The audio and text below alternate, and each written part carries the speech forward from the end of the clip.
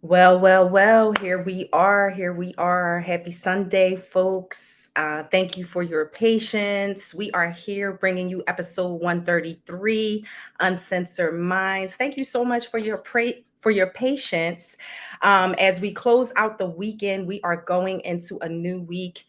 Tomorrow, we are observing Memorial Day, which is, we're going to pay homage to those who have lost their life serving our country, and we send love and light to those who are still serving for our freedoms. So we just want to say thank you to all the soldiers who have fought and continues to fight. We thank you.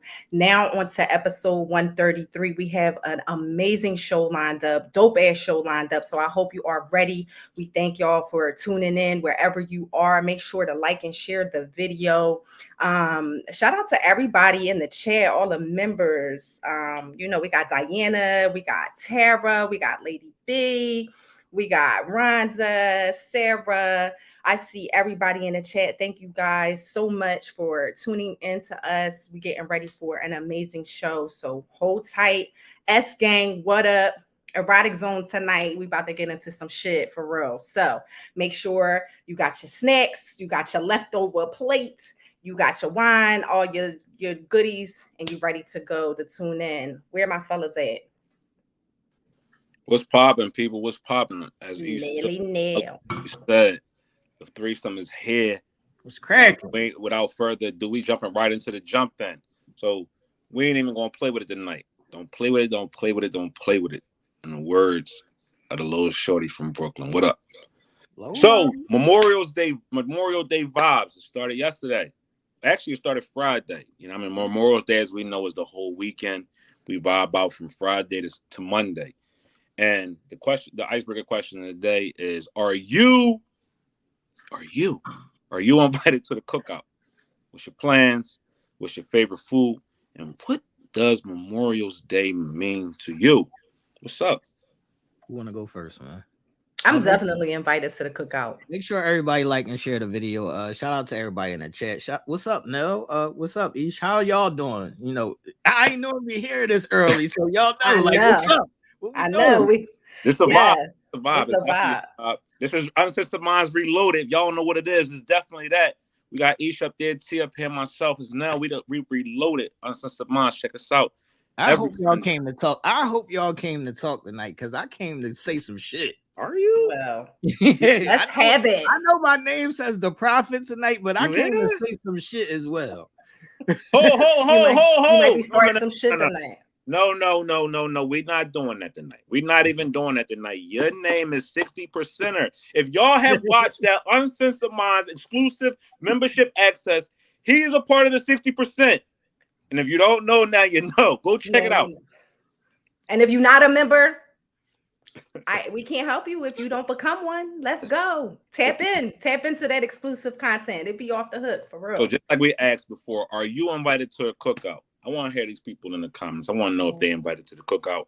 What's up? What's your Memorial Day like? What's your Memorial Day looking like? Yeah, I'll be on the chill. I'll be on the chill. I'm not going to no cookouts. And no, I don't know nobody cooking out this year, honestly. For real. I cooked a little bit on my grill today.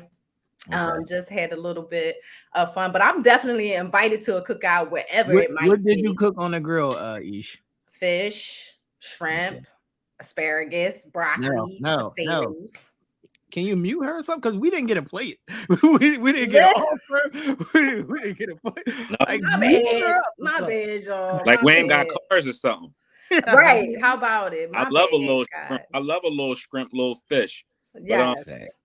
Yes, but it was cool though. No invites to any cookouts, but I would definitely be invited because I'm definitely the life of the party. And I can cook. So what about y'all? What y'all Memorial Day looking like? You want to go now or you want me to go? I'm gonna go because am I invited to the cookout? I get invited to the cookout. I'm one of them people who is there for a good 10 minutes. Yo, I'm here to just show my face to complete the invite. I don't want to be one of them ones. I come, yo, how you doing? What's up? What is popping? I'm looking at the food. I'm probably going to grab a handful of chips and a napkin. If I don't know you like that, I ain't spending the block on the food. But if you peoples, you my family, or I really get down with you like that, I might grab a burnt hot dog. That's my shit at the cookout. Burnt hot dog. Burnt hot dog with a little mustard on it. I ain't never hurt nobody. Yeah. You know what I mean? Hey, how you doing? Kiss a couple babies and I'm out of there. I ain't mad at it. Nice. First and foremost, I do want to give a shout out to all the people who have served, who continue to serve. You know, people that have family members in the service and all things of that nature. I want to do a salute to them first and foremost. But I don't think that people know you actually served. Facts. To everybody out there, one of the three of us has actually served. So tomorrow, we definitely gotta say, you know what I mean, something for my boy up there, because he definitely served, you know, his nation as a soldier. Facts. I remember, like, it's fun. I'm gonna share a little story about that. Typically, my family from the South, like my other half of family, my father's side of his family is from the South. So I always see my Southern side of the family, you know what I mean, after they come out of high school, they go right into the Army or whatever the case may be, just before opportunities. I never seen nobody up north do it until T. I was like, what the fuck is this? Yeah. When he told us he was going into the joint and then came back with the uniform, I said, this nigga is wilding. He's wilding. He's tripping. I definitely was tripping. I definitely was tripping. Serious? But it was, you know, it was something to do with. It was nothing to do. And you probably, you know, learned a lot. Right. You know what I mean? So it was right. It was but I want to say I am invited to the cookout, but I'm probably one of those who is not showing up because I hate like bugs and all these things of that nature. So I don't be outside. I don't like to be around a specific lot of people that's not my people. So even if it's somebody that, you know, I mess with close, I'll slide through and, like Nell said, probably grab a plate or whatever, but I'm not staying. I typically would be like a loner, so I'll be to myself on Memorial Day. But, you know, I do enjoy a good hot dog or a hamburger, or this one over here cooking fish and shit, and even, you know, offer up a plate to the brothers. Like, you know how that goes, man. I'm sorry, so rude of me. I think people have people when they hear us say that, they kind of like they squinch their face up when we say, oh, I'm shy, or I'm reclusive, or I'm an introvert. When it comes to certain things like that, they think that we are trolling because we do this every week. Right. But we really do play the cut. I really am a cut player. I really am somebody who not the greatest when it comes to being all out in public and doing all that. It's cool. If I gotta come, I gotta come. Right. I'm gonna play the corner, cut, chill with somebody I know, and I'm out of there. And I don't think people really be thinking that. They think that we be lying when we say that, but we really be like that. Right. Yeah, for sure. Are y'all the type to pack up like 80 plates before you roll? No, I'm your folks' house. I'm only packing up my plate. If anything, I'll pack up another plate for my mom. But other than that, I'm only packing up my plate. All right, yeah, because you know it'd be some people that slide through that just stack them joints up. Yeah, no, I ain't doing that. It's really only one or two places I'm packing the plate up, and that's my mom and them house. Right. My people's down south who I really get down with like that, or my girl crib. Like that's it. Yeah. I'm not packing nothing up from like a random. That shit's scary to me. Like I don't know what's going on in that kitchen. I don't know what you did to prepare that shit. I don't know who bought what. Before we move on, because there is another icebreaker question, and there is other things that we have to get into. But I do want to say to all y'all people that do cook out or cook in, y'all can keep that macaroni salad, potato salad, seafood, all of that shit. Y'all can keep it all. I don't want it. That's crazy. They always want to put that on your plate. Like, why? Because why don't you want the salads? No. Like, especially some banging ass seafood salad. Like, I make a banging ass seafood salad. Yeah. Like, no, you need to have. I didn't ask for that. Don't what is it? Because of the mayo? Because of the mayo? It just, I'm just nasty. Yeah. I'm allergic to mayonnaise and onions anyway. I got a true allergy to that. So I hate for onions. One, I can't eat it because it'll kill me. And two, it's nasty. I am so afraid of that consistency of what mayonnaise is, that it bothers me. Like I stay away from, like some people be like, I'm even afraid of, Alfredo sauce, because that shit reminds me of mayonnaise. I'm so scared of it because of what it can do to me. And I'm so afraid of it. Like, people be like, you tripping. No. Have you ever tried vegan mayo? I'm cool with mayo. Mayo. Like, I'm cool with mayo. I only eat mayo on like hoagies or a sandwich or something. I can't do the potato salad and the macaroni salad and the seafood. I'm cool. Like, it's just too much going on. I'm too busy. Another fun fact about Nell, I cannot eat it. So please don't make me a plate with that on there. Yeah, like, I remember that. You want to kill me? That's how you kill me. That's how you easy. I don't know what happened. He just so happened to eat some of this salad here. All right, we would be remiss, we have lost another legend. What is going on in the world, people? What has happened? The iconic woman with great legs. If you know the woman with great legs. The woman with the great legs. And also the woman who has given us so many punchlines like Eat the Cake anime. You know what I mean? Or What's Love Got to Do with It comes from this icon that we call Tina Turner. And she passed away at 83 years old this past week. I do have some, a little bit of shade for Tina. I just found this out. I'm sorry. I gotta share. She did. I don't care. I don't care. I just found this out. This is a quick fun fact. Tina Turner, right? When she first got along with the Get Along, it wasn't Ike Turner.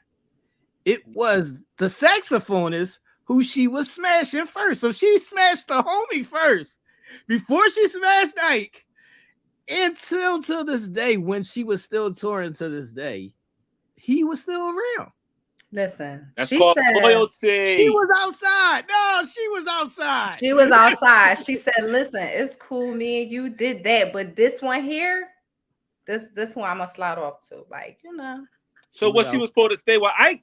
No, I'm saying she was outside. No, if that was one of us. She was outside. If that was one of us that smashed somebody in the crew, and then we moved on to somebody else in the crew, we gonna be looking at kind of crazy. Yeah, that's very crazy.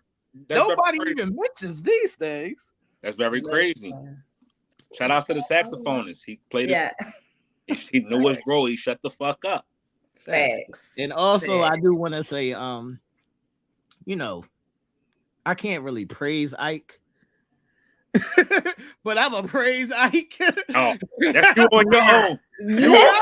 Buddy. What is Ike going to, besides being a creative genius? That's what I'm about to say. I can't really praise Ike, but I'm gonna praise Ike because without Ike, there is no Tina. No Tina, correct. And what I mean by this is, little anime Bullock was a little waitress, or however they made it play out, and Ike brought her into the game. Okay. And I want to say that, sometimes not only, if you use your pain for good, you can find ways to let it go, and these things can help you. Okay. So as Tina, there is no What's Love Got to Do with it song without Ike Turner. Right. Let's not act like this doesn't exist. Like this, let's not act like this doesn't exist. Yes. So ladies, I hate that Tina had to go through this, and the reason that the song is so big because a lot of other women do go through this as well. Mm-hmm. But she also used that pain to catapult herself, with strength and perseverance. And she moved on, and she took control of herself. Can we name one other big artist that comes? What other big artist comes to mind when you think of that? When you think of them using that pain?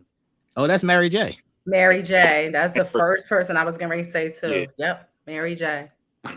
Shout outs to them for having gone through that pain. That's weird to say, but shout outs to them for using their pain for capitalism. But definitely rest in peace, Tina Turner, icon, a legend, and she was living in Switzerland for like the last 30 years, just chilling, minding her own business, messing with a billionaire or some shit like that. So she had a good life at the end of the day. She had a wonderful pair of legs too. No, Wonderful parallel. You want Now in the these leggings? legs. You want to see it with the leggings? Yes. Listen. I love also, it. I love it. I think we need to also speak on something that we actually talked about on a previous show. Since we're here on the entertainment segment, we need to talk about Jamie Foxx, because we killed that man off shows ago, and we had him, fighting for his life, and coming to find out from his daughter, and now also TMC seeing him out and about after his supposed stroke, that he is alive and well. So, God favors those that, is preyed upon. So, shout outs to Jamie Foxx for continuing to make a full recovery and also being alive. So, Yes. can't always believe everything that we hear. But also, we got to also commend, his family for, keeping a level head and not just jumping out the window with everything that they was hearing. And shout out to God for helping that man, come back strong. Facts. I'm definitely a big advocate for Jamie Foxx, and I hope all is good. Each last words on Tina Turner. Tina Turner, rest in peace, Queen. She did it. She was the best that ever. She's such an inspiration just for a lot of other women artists. So just rest in peace. Thank you for everything that you provided to us musically and strength wise too. We can all tap into what Tina has done. Facts. We'll get into that. Look at Nell. Never go against the family. Do it. Do it. Facts. Ever. Facts. All right, people. We do have icebreaker that plays into a lot of what's going on into this specific episode, and Tina Turner, or whatever else is going on right now. So the icebreaker question is, what is your favorite musical or music based movie? And y'all can answer this in the chat as well. That's hard. No, I got two. I got two. I promise you. So when I was a little girl, I used to watch over and over and over and over and over again The Wiz. Okay, I'm not Diana Ross, like The Wiz, classic. Like literally used to sit in the living room floor and watch that shit over. And as I became an adult, the Five Heartbeats, even though it was loosely based on a bunch of different groups or singers or whatever the case may be, the Five Heartbeats was my shit. Ish, I do want to say that Purple Rain too. Yes, Sarah, Purple Rain. Look, Ish, I do want to say about that first original Wiz movie with Michael Jackson and I was like a little young boy. I was a little bit scared of all those scarecrow and all everything. I was just about to say that. I was scared as shit of the fucking lion and the Tin Man. Yeah, the Tin Man definitely creeped me out a little bit. Yeah, the scarecrow ball was wild. Mm-hmm. Especially in the black rendition of it, because they was real like people doing wild stuff. Right. Shout outs to that movie for being so iconic. My movie is the Five Heartbeats though, because I remember my dad like forcing me to sit down. This is the thing that a lot of parents don't do these days. I remember my dad like forcing me to sit down and watch this, and I'm like, who is these old guys? I'm probably like 7, 8 at the time, and I'm like, what is happening right now? But I end up loving that movie. I watch it often, and it's one of the greatest movies ever, not just as a music-based movie, but the Five Heartbeats is one of those. What is your answer now? The Five Heartbeats. Come on now. You've seen the Five Heartbeats, but you ain't like it? No. Ah, come on now. So what you like? What you like? The New Edition story? What's up? Come on now, answer your question. What's up now? No, don't be David. Oh, the Temptation story. I ain't mad at that. Temptation's my all-time favorite group of all time, man. I ain't mad at that at all. That is one of my favorite. That's in my top 5 greatest movies of all time. That movie was all that. Thanks. I love David Ruffin. I love the Temptations. That's all I grew up in the house. My mother played the Temptations till it wasn't no more temptation. And to this day, I play the Temptations often. I love that movie. My second one would be Lady B, the Wu-Tang can count if you want the Wu-Tang to count. It's whatever, you know. current. Musically, yeah. Yeah, that was a good one. Wu-Tang. I would say my second one probably would be I like that Beyonce movie too. Cadillac Records. Cadillac Records was I love good. I ain't even gonna hold y'all. I love her singing that when she was singing Etta James's song. And I know a lot of people give Beyonce flack saying that she's not a great singer, but she bodied that part right there. She made that shit her own.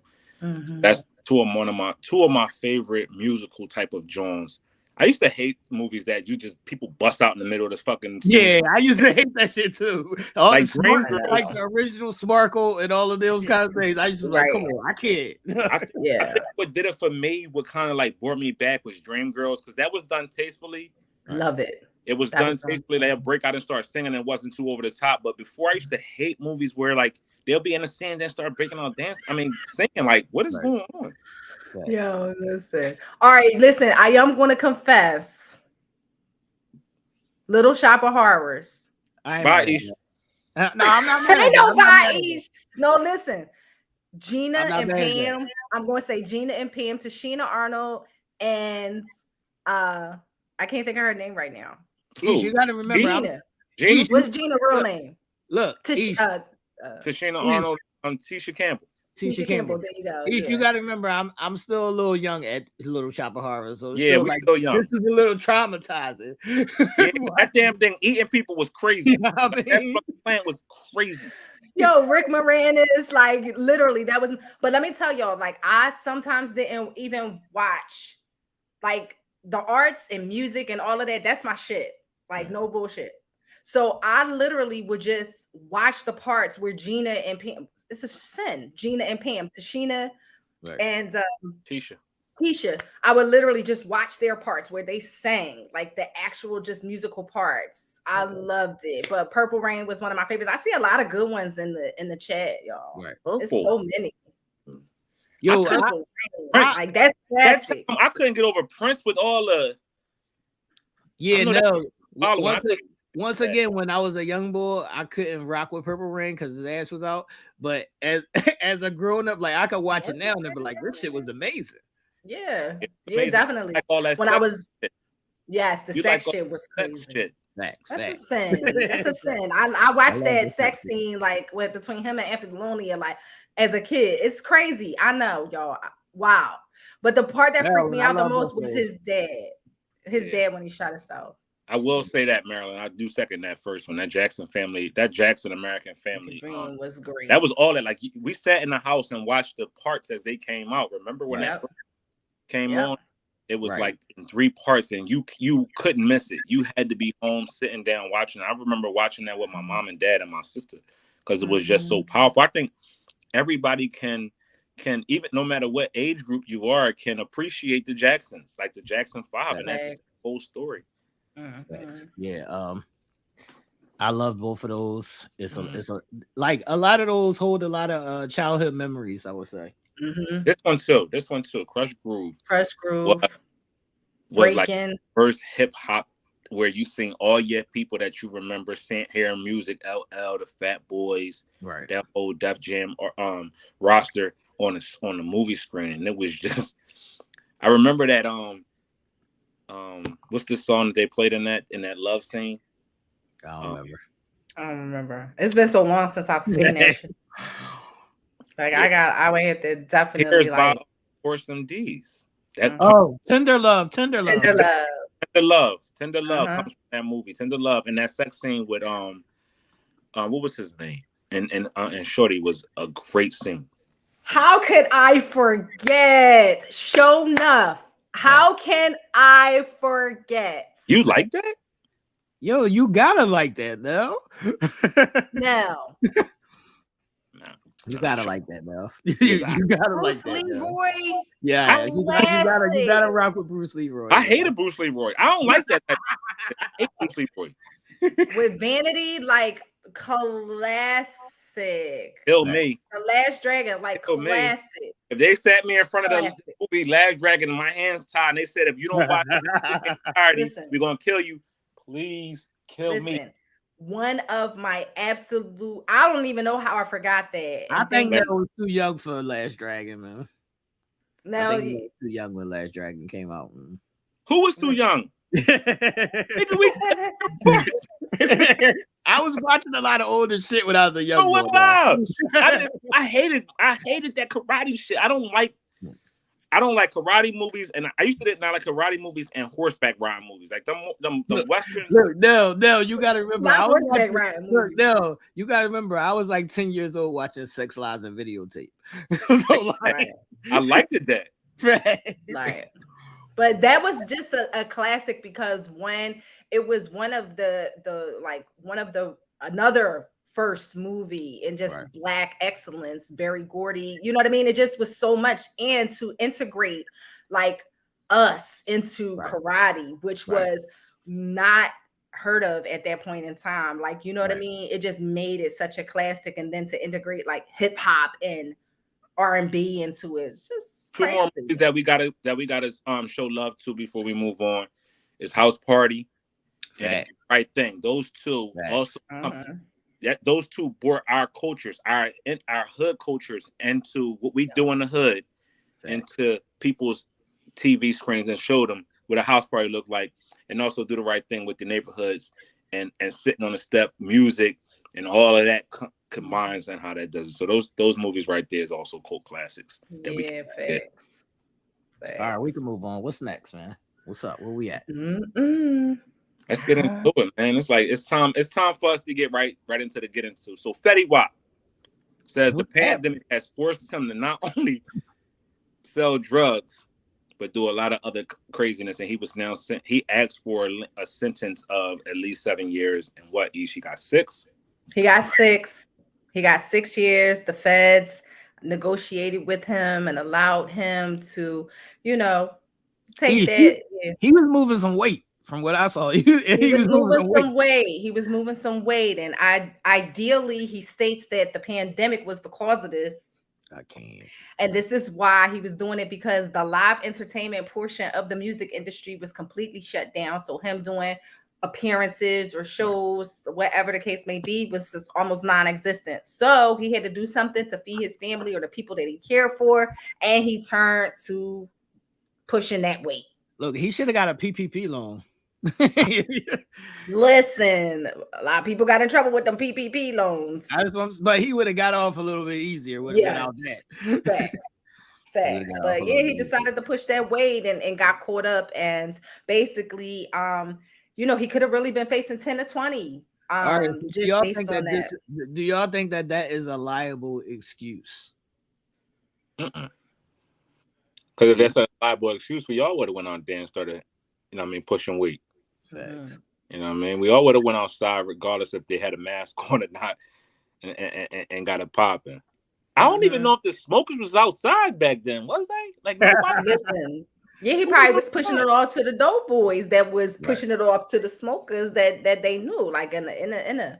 But I mean, I feel like too, people are, and when people's backs are against the wall, they're going to run to the first thing that they are familiar with. For him, pushing weight or selling drugs was what he was familiar with. So, he probably didn't want to decline his lifestyle.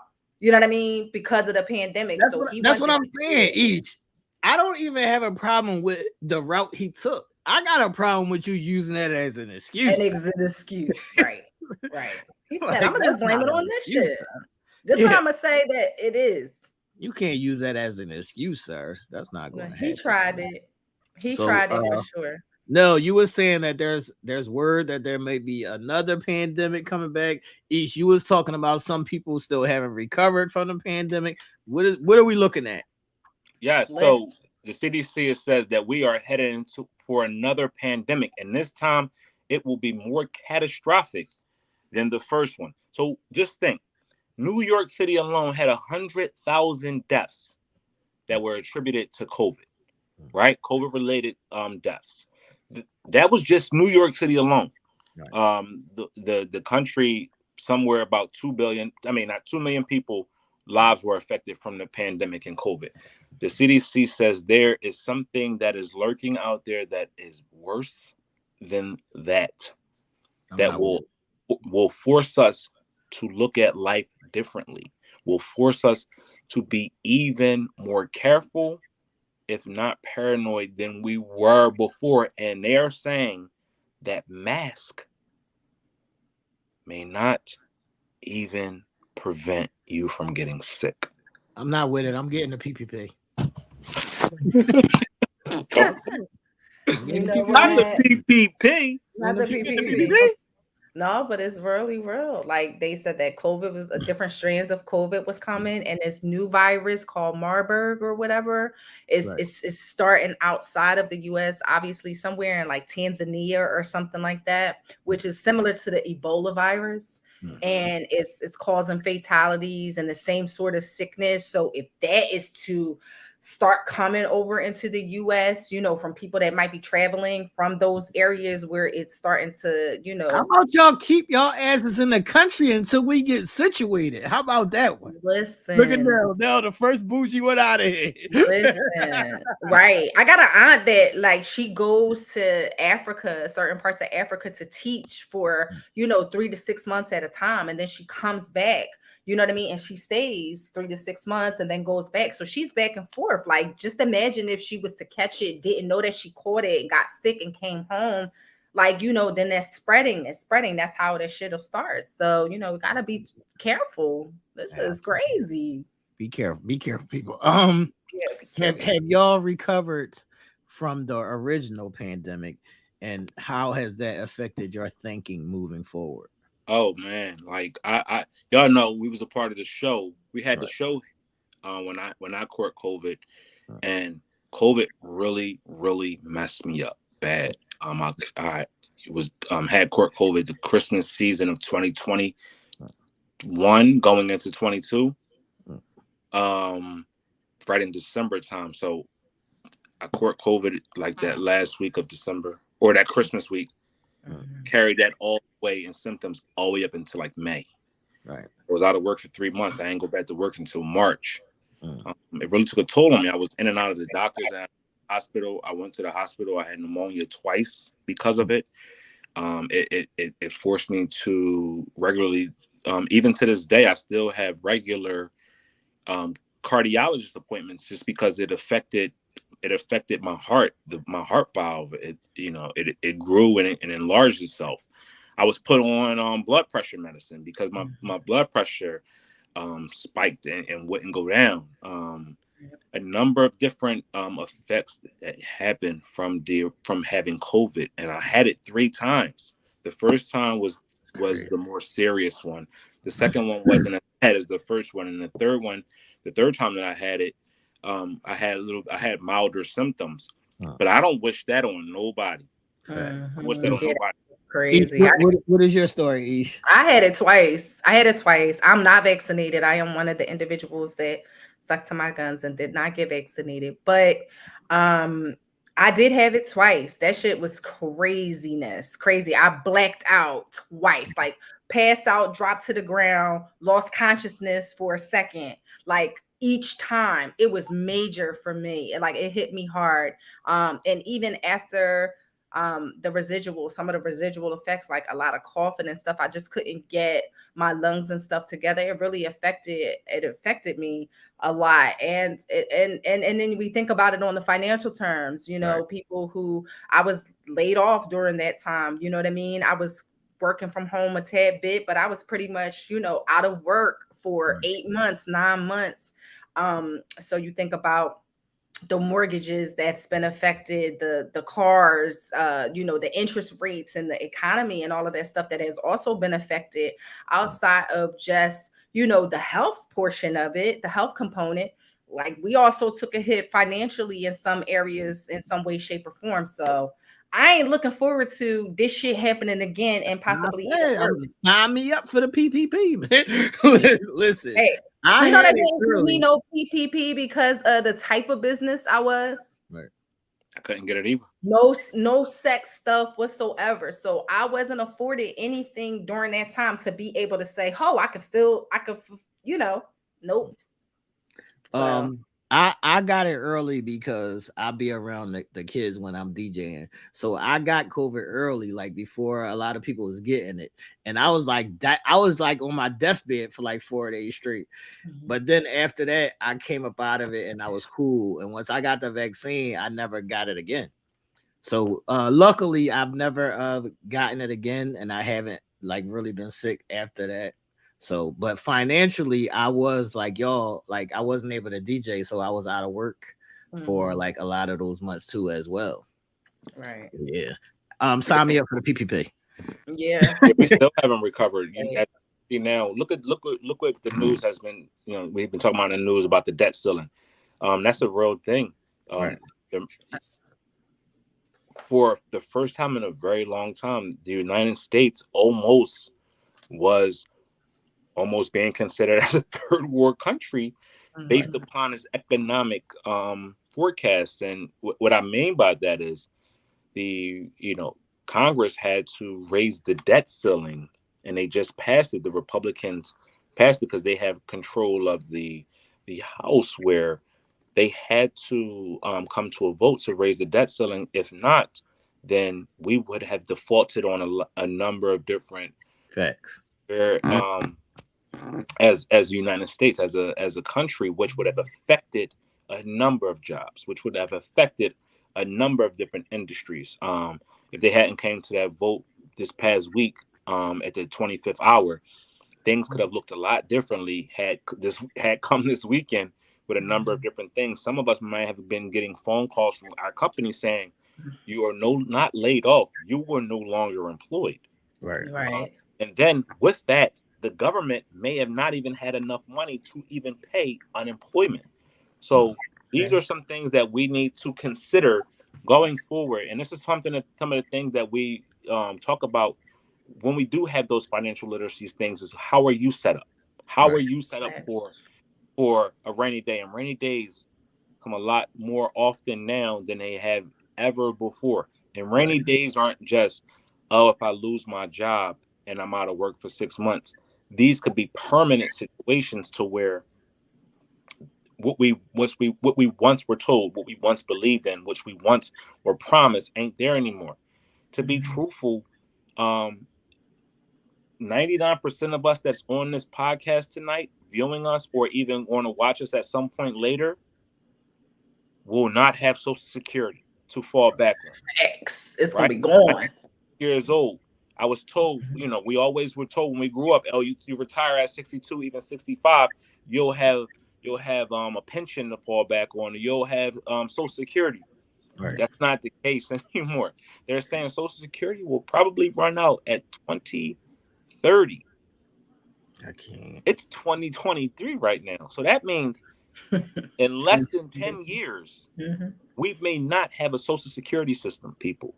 So that means now is the time when you should be aligning your eggs. You need to be, instead of worrying about superficial things, likes and who's doing this and who's not doing that, or this, that, and the third, we should be worrying about how our finances are going to stack up to 5, 10, or even 15 years down the line. You need to be on that immediately because these pandemics are coming often. Yeah. These situations are becoming not fewer and far between. They are actually down there. So these are the times when we need to start paying attention to our finances, our resources, and all of those things, and look to preparing yourself for the inevitable, which is the government ain't going to be there to take care of us. We got to take care of ourselves. That's what I was about to say. They better get some kind of hold on this, because if they think that crime and other things like that is up now, bring on another pandemic and watch what happens out here in these streets. Facts. And two, I hope people have taken a lesson from the last time as well in regards to essentials. Like, you won't believe how many people didn't have enough water or enough toilet paper or enough just boxed food or canned goods, just whatever the case may be, just the essentials necessary. Go to the supermarket and it's empty. Like, that feeling is major. So y'all better start, just stacking up, having a pantry full, making sure you got your essentials just in case it tap in again. Look at the whole little water thing that we had in Philadelphia not too long ago. Lines were out the door for water. Facts. I you know. I know we talked about this in January, right? And a lot of this doesn't just have to do with diets and losing weight. A lifestyle change is a lifestyle change, preparing yourself for a lifestyle change. And the Mm-hmm. reason why I say that is if you start to tell your body to feed off of certain things, your body wants it. When you start giving your body things that are not healthy for you, things that it doesn't typically need, unhealthy things, you have those cravings for it. But when you start to take back hold of your body, you can control your body. Those cravings are not as tempting. You're not a slave to falling out of line and giving yourself something that is unuseful. And the reason why I say these things is because when you change your lifestyle, when your lifestyle changes, you're not at a situation where you're panicked. Right. My God, how am I going to feed myself? You've already learned how to feed yourself when you had somewhat of good times. So taking control of the way we consume things, the way we put things in our bodies, the things that we cherish, we got to start looking at that and seeing if those things that we're cherishing or even putting in our bodies will sustain us if something else happens to where we can't put those things in our body the regular way that we used to. Or if those supplies are cut, just think now, like it's hard to go to the stores and find certain things. It ain't the same anymore. You got to wait for weeks or for months for things to get back in stock. Supermarkets don't have the same kind of shelves that they used to have. Walmart damn sure looks different than it did 3 years ago. You used to be able to go to Walmart and get whatever you wanted and not have to look at barren shelves. You go into these places and you like, damn, what's going on in here? They're going out of business. No. Even I work in the car industry. It's crazy. We used to have 700 cars on our lot with another reserve down the street on our secondary lot. We got 14 cars on our lot for 500 people that's going to come in that year. That's crazy.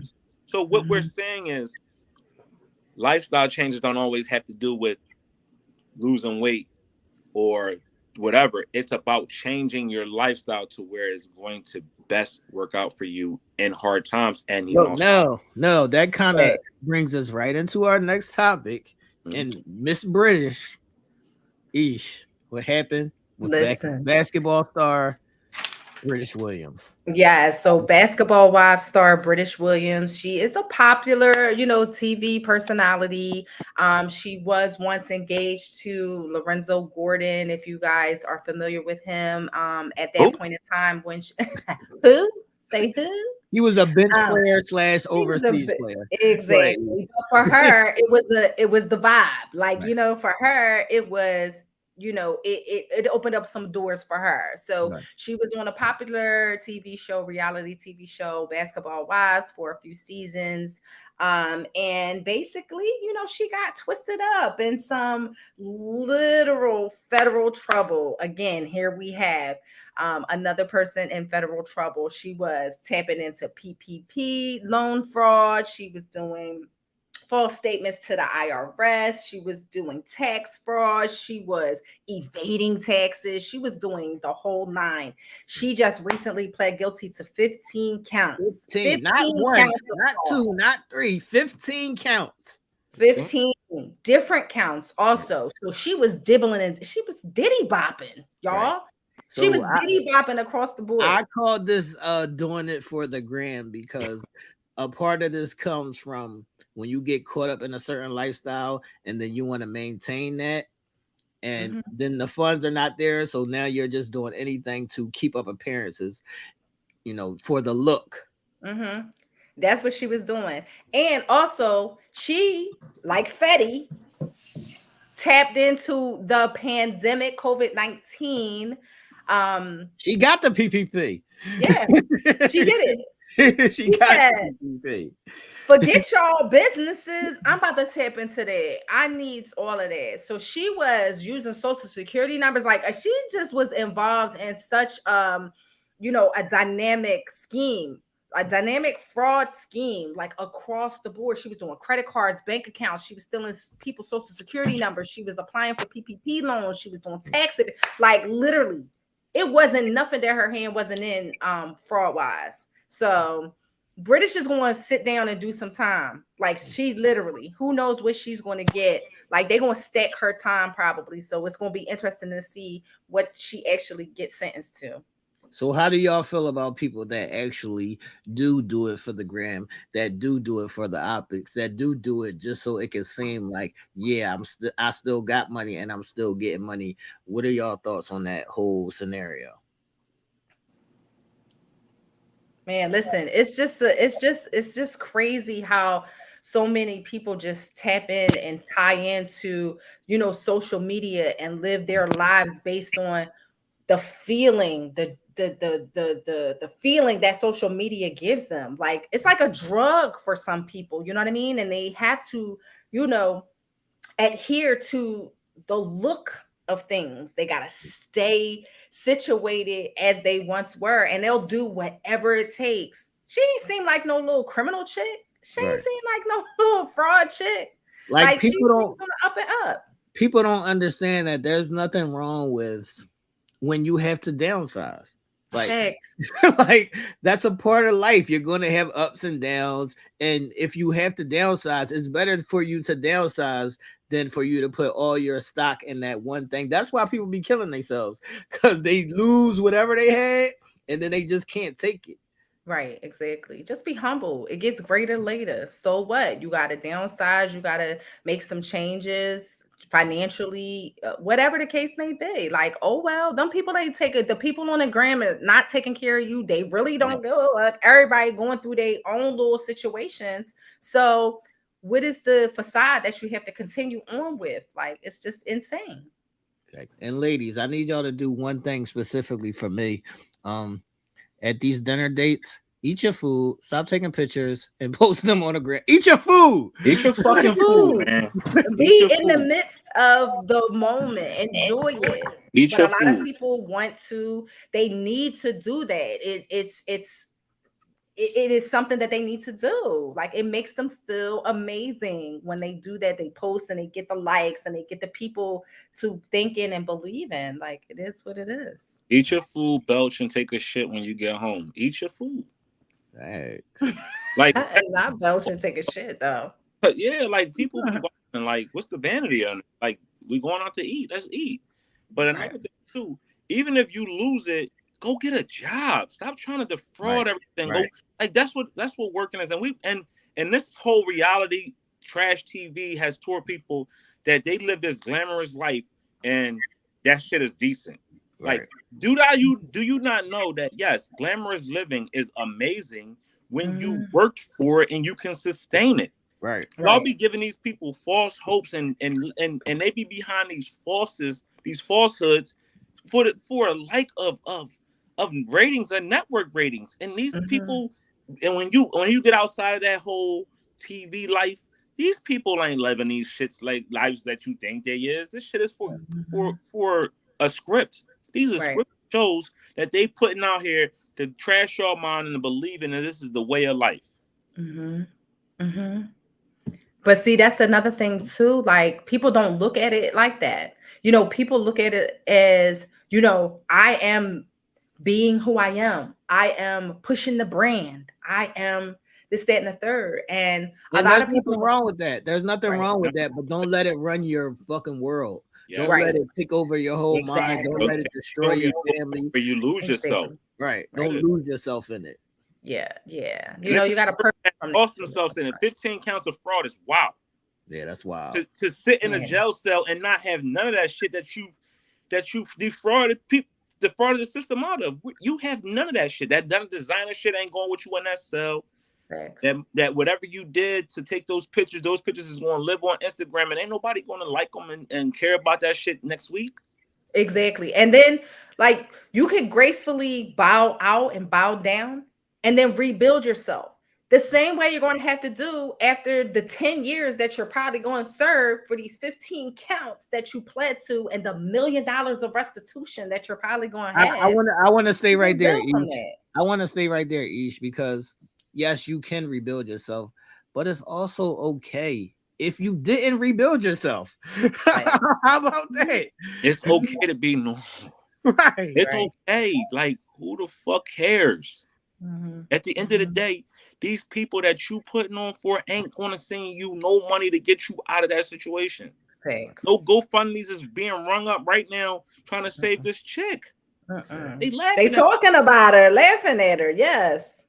the same people that Absolutely. you putting on for is on the new season laughing like, damn, you see how British got herself all wrapped up in that. Trash TV fucks me up. Like, these people be acting like they friends and be talking about it behind their back. Right. I can never talk about none of my friends. I'm trying to tell you, if me and this man in the corner ever had beef, I'm not running the beans on mine and saying I don't fuck with T. Right. I'm not doing that. That's not friendship to me. If me and him have an issue, we got an issue.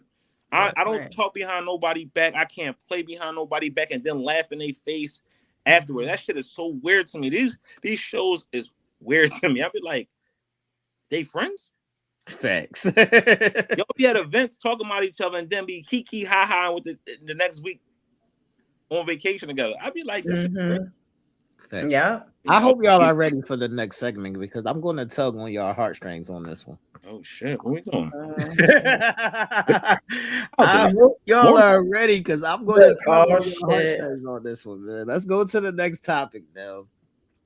So the next topic is, would you make a deal with the devil for love? So I don't know if y'all know, but the new Little Mermaid movie is out.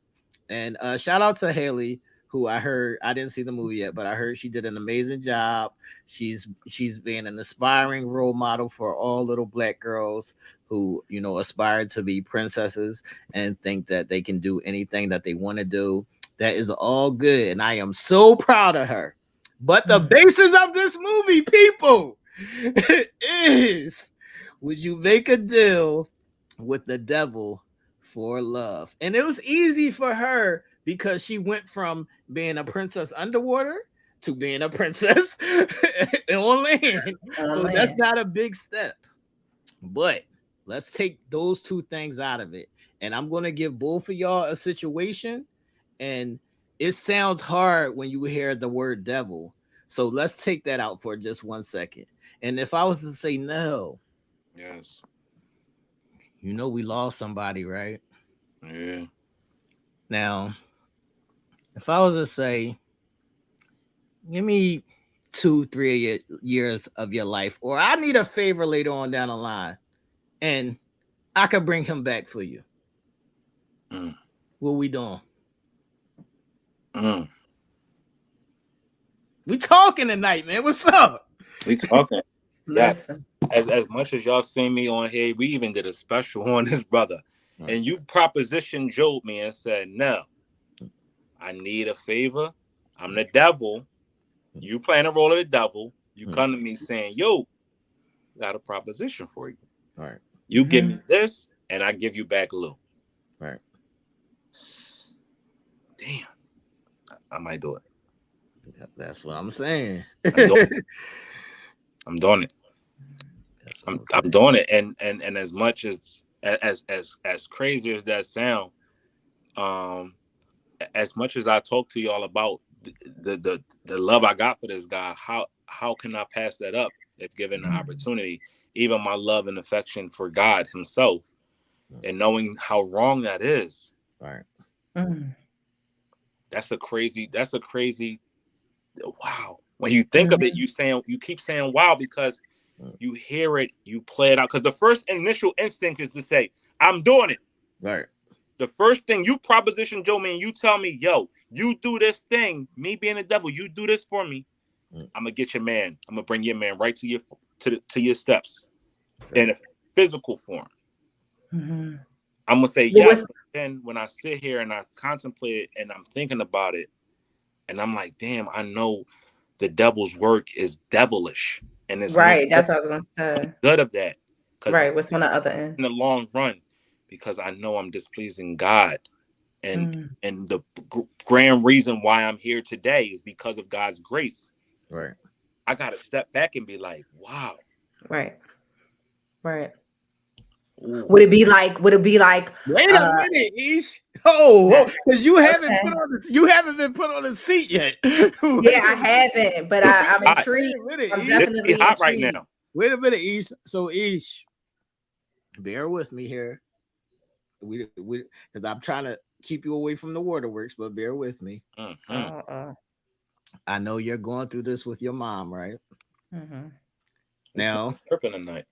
I'm tripping tonight. We talking tonight, man. Listen, I know you're going through this with your mom, right?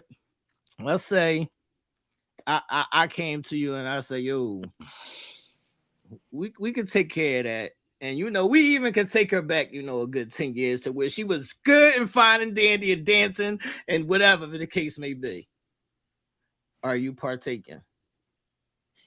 Oh shit.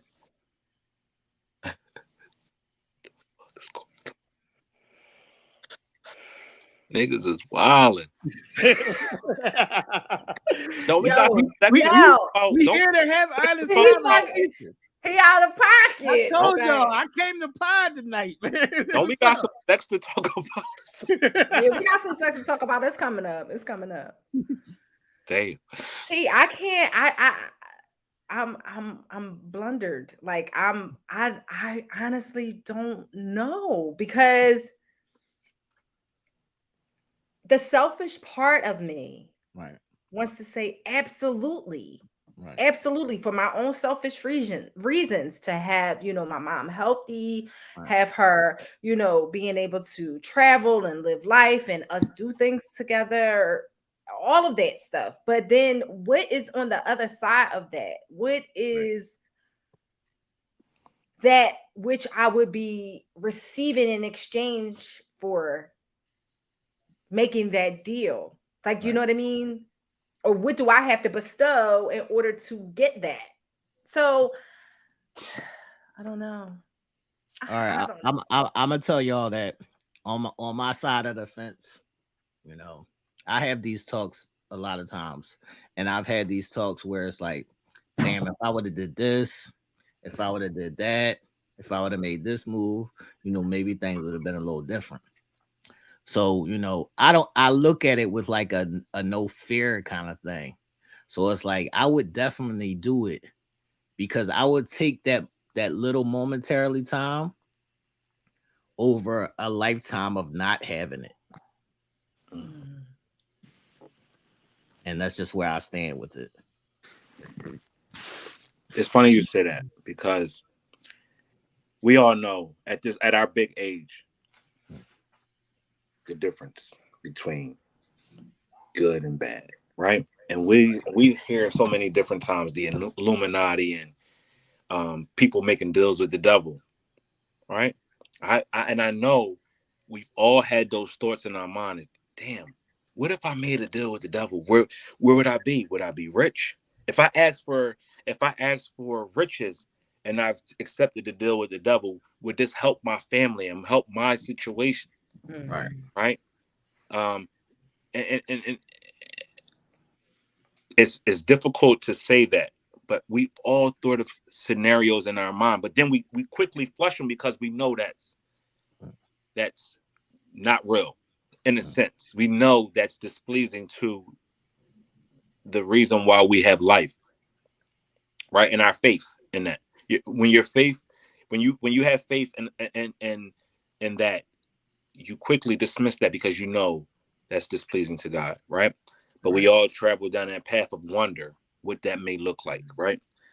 When you pose that question, you realistically look at it, because from a standpoint of selfishness, of wanting what you want back, whether it be a parent that's no longer here and you just want to have that opportunity to see him again, because we've all said, I'll do anything to get 1 second with them again. Right. And when you say I'll do anything, anything is anything, so it allows that proposition to be presented to you. Right. And you ponder the question, because you will do Exactly. And I've never lost a parent. I don't know how that feels. And I've seen people that has lost parents, and I'm sure that they will say, I will do anything just to get an opportunity to be with my mother or my father again, depending on how that relationship was. Right. And that's a tough one. Even No, let's stay right there because I have lost a parent and I've lost a parent at a young age. So me losing a parent at a young age, my father never got to see me be a teenager. Not a grown man. My father never got to see me be a teenager. So if they said I had to lose 5 to get one more with him, I would take that in a heartbeat. Lose 5 years off your life to take right. I know. I would take that tomorrow, yesterday, and any fucking day I was asked. I think a lot of us would, because we would rationalize it with, we know at some point we're going to die. When? We don't know. So if you're going to cut my life short 5 years of what was out there for me, I can live with that because I already know the outcome of life is death. Right? But damn, it's so powerful when you think about it, because you know what's on the other side. The other side will tell you, our teachings will tell you at some point, have faith in me as God and we'll reunite you. However that's going to look. Or I'm the reason why you got life now. So why would you even want to play with that? But we all have our own selfish reasons. And that word selfish is in such bold letters. Because of our imperfections, our impurities. Why we are even still here now is because of who died for our sins for us to even be here. It's so many connotations with this shit. Like, yeah, it's a lot. Hey, it's so hard. But when I think, I'm like, damn, would I really even do anything just to have this person back? Or am I kidding? To get that feeling again. Am I lying to myself and lying to others when we say, I'll do anything for a moment to see this person? I'll do whatever. Would you really do whatever? Because that right there is whatever. That's whatever, right? Right. That's deep. Man, y'all tripping tonight. What That's deep. Yeah, that's deep. That's deep. That's deep. That's deep. Only simply too because the selfishness comes into play, and also your mind, wrapping your mind around the thought of what you would be taking off as well. Like you said, if you're losing 5 years of your life, that might in fact be worth it. That's not necessarily something that I would not do. So it's definitely a mind blower. Who did that? The prophet? Prophet did that. Yeah, the prophet did that. The prophet did that one. Sorry. I mean, for real. What you gonna say? Sorry. Sorry, but we had to get a little deep tonight, man. We had to get a little deep tonight, and it's not over yet. it's not over yet. We just get started. I mean, Ish cry. I'm sorry, Ish. Thank you, Helen. Yeah, sorry, Ish, if I made you cry. We talking tonight. We have to have some honest conversation. That right there then segues. Janine said, "I'm here too early." That's what the fuck is going on. I came on the show too early tonight. That leads us right into the next thing is healing real. Facts. Healing real. Now, after we talk about things like that, right? Because you got to heal yourself. Traumas, pains, adversities. Right. So many different connotations come with healing. And so many people we talked about this in detail on Thursday. Right. So many people use this term, I'm healing. Right. I'm in my healing period. I've healed or almost healed. What does that mean to you when you hear that? And it's healing real. Let's stay there now, because a lot of times there's an old saying that goes, I'll forgive you, but I'm not going to forget. But did you really forgive? Are you really letting it go? Are we really moving on? Or have you really healed? So Ish, how do you look at healing, and what is your healing process?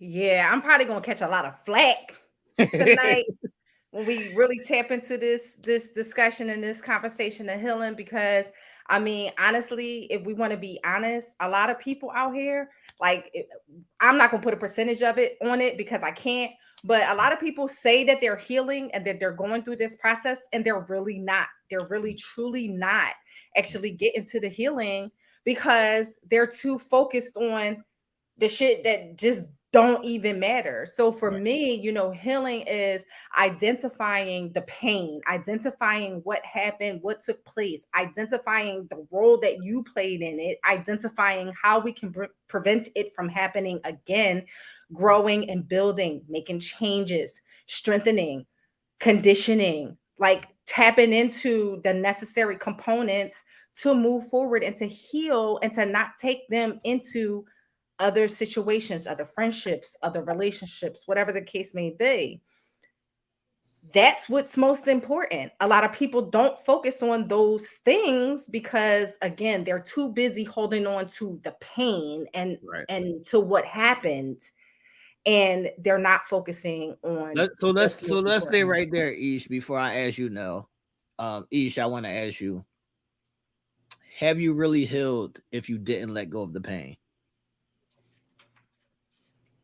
Mm-mm. See, I mean, you haven't. All You right. have to be able to compound on the pain. You have to be able to build on the pain. Like we talked about Tina Turner and her turning her pain into the promise of an amazing, strong self-being. All right. That's what needs to take place.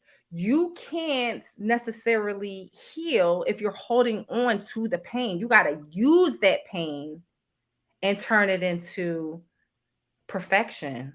All right. All right. Now, so what is your healing process, and do you think that healing is a real thing? Absolutely. I dumb it down to just a common form of a cut, right? When a cut starts to heal, it starts to close up.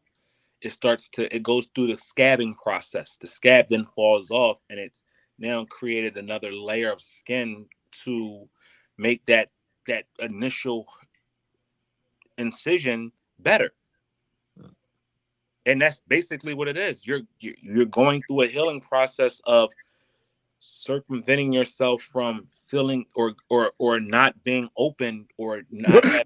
Hold on now, because Sarah is out of pocket. Sarah, I love him. Look what Sarah said. Man. Yeah, like you Yeah, you can gotta help. you gotta simplify it. And I think Yeah, what she's saying, and not to put words in her mouth, but just from her statement is people be using these words because it Right, sound good. Oh, right, I'm healing. I'm in my healing process, or hmm I'm healing, and it be kept.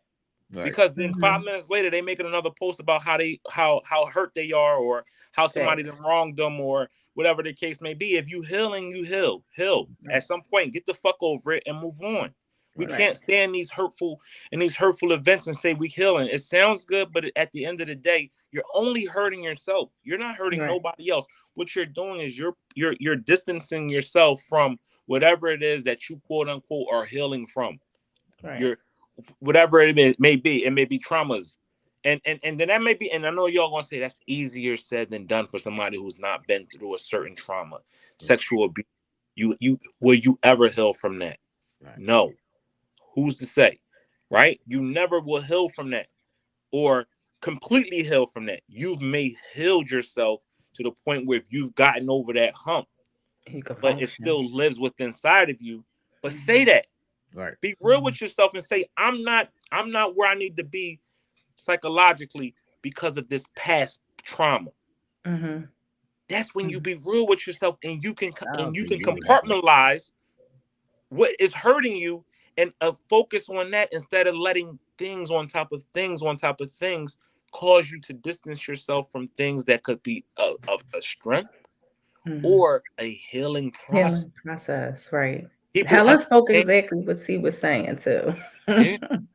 Helen spoke exactly what he was saying. How Next, how effing fucking long does the long healing does process it take? take? It'd be Yes. like I'm Does healing. it I'm still take? healing. Does I'm it working on take? my healing. It'd be like Yeah. you 65 years old and you still healing from your daddy issues. Use a different word then.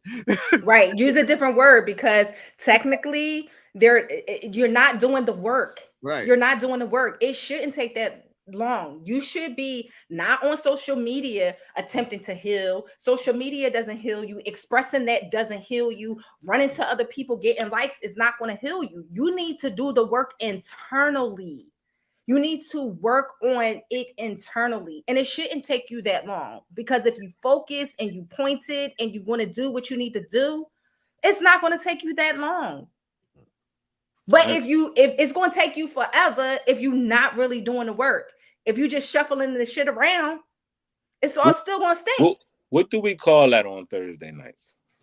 Excuses. People just is excuses, and it's cap is more or less just a way for people to mask their inabilities to be the best versions of themselves. It's just a way for them to continue to stay in them doldrums in those places that will get sympathy. It's sympathetic. It's sympathetic views that will get people, like some people just need sympathy to get them through their situation, their day.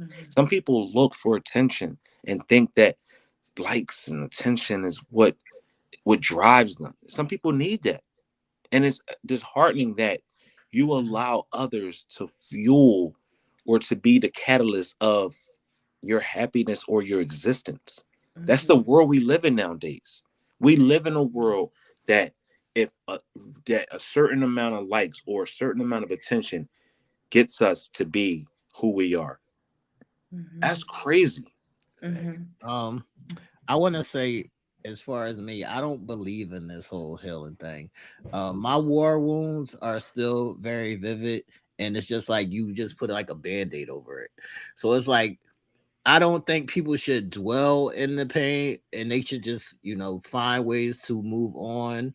And some of these pains you can just let go, and some of these pains are going to live with you forever. But you can't dwell in it, and I think that is the problem.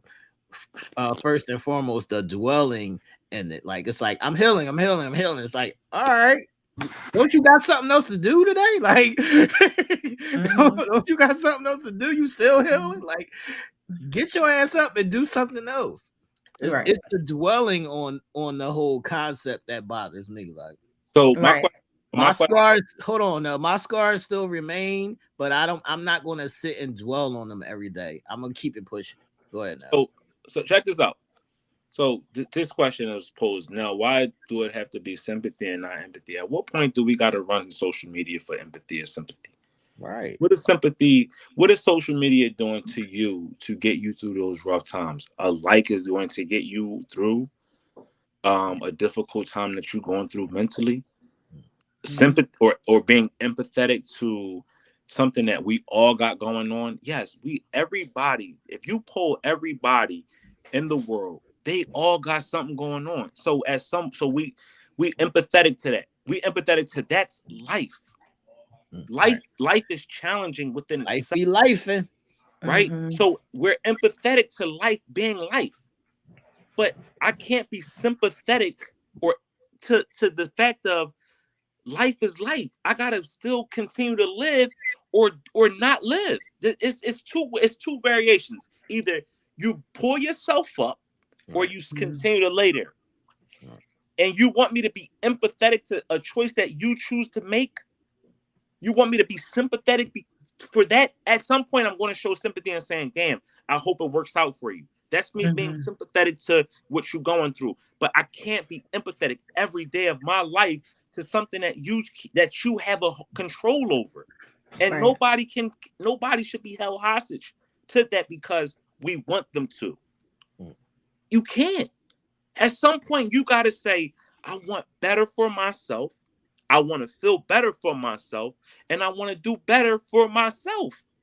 Because yourself controls yourself. Yeah. We got to stop with these ideologies of everybody got to play on our emotions because they're our emotions. Yes, they are your emotions. At some point, you got to get a hold of your emotions because we all got something going on at the end of the day. And when we live for somebody else to create a happiness for us, we ain't living. If you say somebody else got to create unhappiness for me in order for me to succeed or for me to live my life, or for me to be empathy, for there to be empathy in my life, then that's awareness. That's weird. That's not even fair to put that on somebody. Hold on now, because I want to stay in some of that, and I want to say that yes, sometimes you need some time, but the longer time that you take, it's only hurting you more. The longer the time you taking on this healing process, it's hurting you more than it's helping. You're giving the power to somebody else to dictate exactly how it is that you feel and how you operate in life and how you grow as an individual. So this is where it's important for you to go within yourself and mend, even if we don't want to call it healing, mend what might in fact be broken. Like, mend what might in fact be error and maybe possibly what it is that you're doing. Like, soul search and find what it is that actually is broken within you from what might have been dumped on you, what might have been placed in your path, whatever the case may be, and mend from that. That's why I said the moment you give the person the power to feed you is the moment you give that person the opportunity to starve you. Thanks. And that has so many different layers and connotations to it. You feed, if somebody got to continue to keep feeding you happiness, they can also starve if you're allowing them to starve you up and deprive you of that happiness because you put that power in their hand. And we know, and everybody has their own circumstances. Some people just pretty it up. Some people suck it up. Some people go about handling it the way that they need to handle to get through their day. And that's fine. All right. I just need to know how long this shit is. That's all I'll be asking. You gotta. Well, that's what I'm saying. That's for the people that's so busy and interested in likes and posting and doing the dumb stuff that they ain't really healing. That's why I take for forever. It'd be like 10, 15 years and they still in the same place because they not getting to the nuts and bolts of the fucking problem. I like an example. I like to use examples that I'm going through or went through to help, even for my own mental clarity. My father, right? I have two fathers. I have I have my stepfather and my father, right? Just to paint the picture for people. My father, my biological father, who I love, he's in my life to today. I'm there for him. I help him. Everything. You would think that we've been a part of each other's lives for my 42 years. It hasn't been that way, right? I've questioned his role in my life thousands of times, but I had to let that hurt go. I had to let that discernment go that I was facing for him to help me be a better person in this relationship. Right. I couldn't make him do anything different, but I can control me. I can say, you know what? This is hurting me more than it's hurting him. Or I'm carrying this burden on my life more than I need to. If I get past this and allow myself to live in the moment where we're at now, I can get that relationship that I once coveted. I can have it now in my adult years. I can enjoy it a little differently because now I can see the challenges of a man and what that is and what that feel like, and I can understand maybe his side at this point in life because I've been through certain adversities and challenges, right? Or I choose to now have a relationship that wasn't there in the beginning, how it should have been, how I liked it to have been. I can control the narrative now. I can put myself in these places that I couldn't put myself in at my younger years. So what that has helped me to do, it helped me to heal traumas and hurts that I needed to feel from the man that helped put me on this earth. And now I have that relationship and I've covered every moment of it because that's where I chose to be. And when you get to those points, those are the moments that help you heal from past pains and traumas. And now that person can come to you, or that situation can come to you, or you can even look back and say, I've positively impacted a result that I needed to help me get over that hurt or that pain or that lack thereof. That's why I said, people, a lot of this time that we spend in healing, or the extra healing, I would say, it's only hurting you more than it is actually hurting the other person. The other person don't even see all of this healing that you're doing. That nigga made 4 more kids after me. You Yeah, I can't mean, dig. But I love my dad. Facts. What's up, Pop? I'll see you real soon. Facts. so Facts. so a lot of times we gotta get out of our own heads and focus on the greater good, or where are you trying to go? What are you trying to do? What do you want? That is the thing that people don't always know. What do you want? What do you want out of the situation? What do you want from this person? What are these things besides I'm just going to sit in this one moment? Why can't it be a process of a breakup being a breakup? And that's what it was. We were together, we enjoyed our time together, and we broke up because we had differences of opinions that we couldn't work through. Why does it have to be I have to heal 6 years from this? Right. And we talked about that too, see, like, honestly, what are you learning from from the pain, from the experience? Some people just focus so much on, oh my God, what have they done to me? What have they done to me? They're not really taking from it the lesson that is meant to be taught. Like, things are there for you to be schooled in a sense. Like, what you taking away from it? So busy dwelling on the hurt and the pain and all of that. How are you elevating from this? Because it was placed in your path for a reason. A lot of people don't even understand that. Like, they not even paying attention, not even opening up their eyes to that fact. So, facts. People don't dwell on that pain. Right.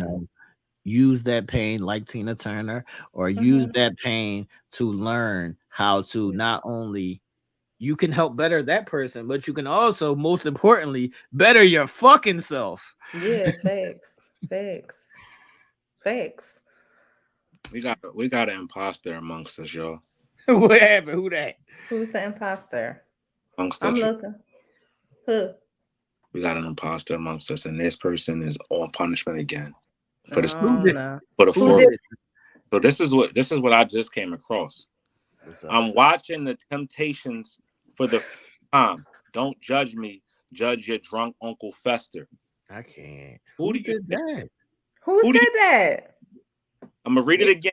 They better be 15 years old. The first person who can correctly answer who they think said that gets a free Uncensored Minds t-shirt. And I'm gonna read it. I'm watching that. They better be 20 years first old. Time. Don't judge me, judge your drunk Uncle Fester. Who I'm not checking that. Thing said that? I'm not jacking that. Whoever said that better be under 20 years old, because no, we not doing that. I don't know. Please, somebody answer, please.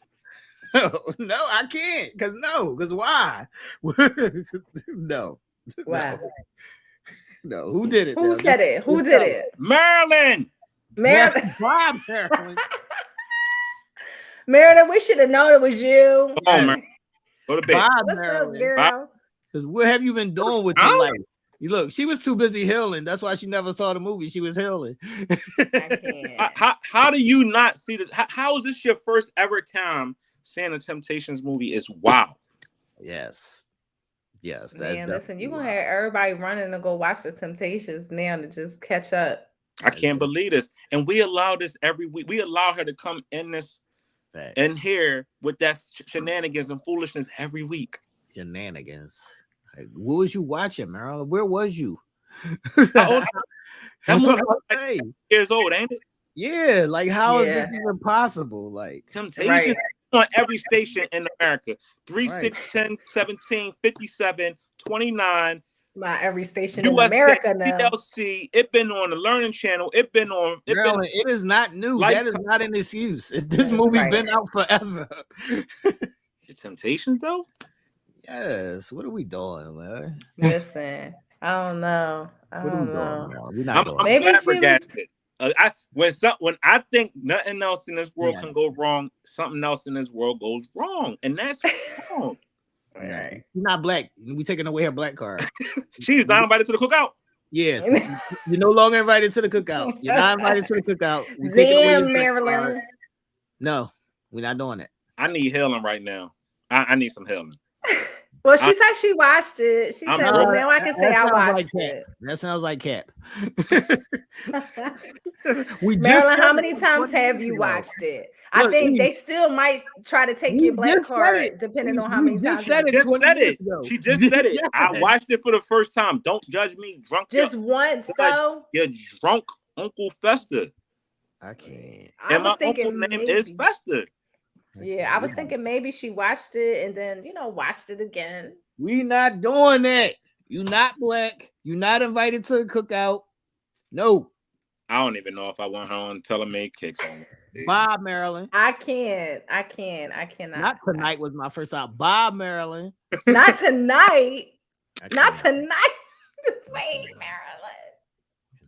Tonight was your first time? Day on some kind of network. How you don't see that? I'm judging your whole friendships. Like, I'm judging everybody that you know. Yeah. I'm judging every guy you ever talked to. I'm judging your parents. I'm judging your siblings. I'm judging everybody in your specific circle if you have not seen this movie. And that's crazy because I know her siblings personally. And I know they not even jacking this themselves. I know her peoples personally. And I know they would not be with that. I don't think they.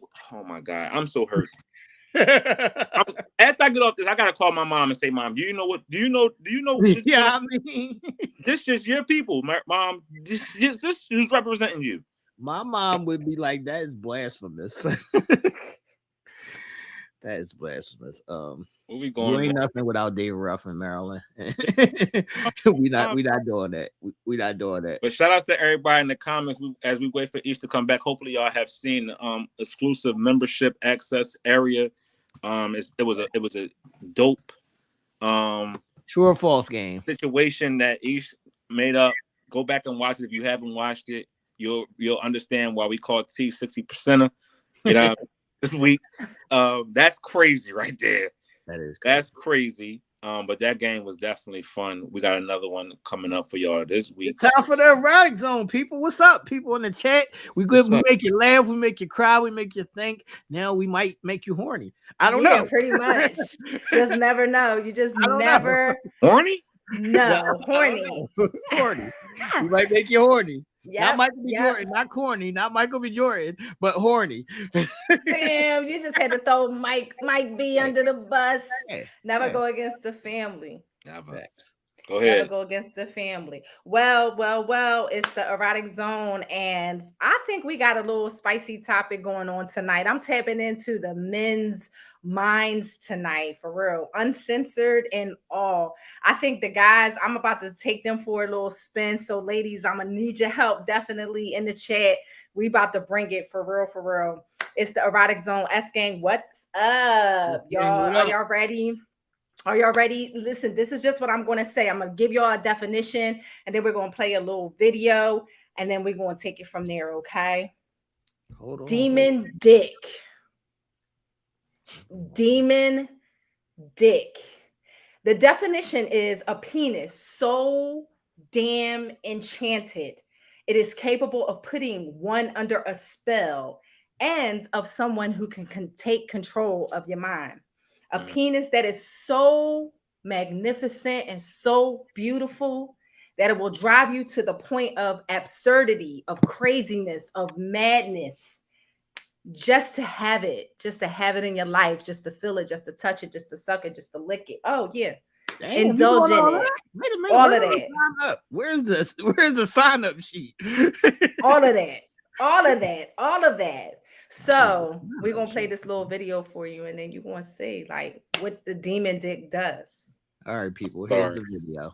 I apologize. You sorry? I apologize to her a couple of times. I'm sorry. Here's the video, people. Let's see. My nigga know how to fucking slay dick, and that's why I'm crazy as fuck.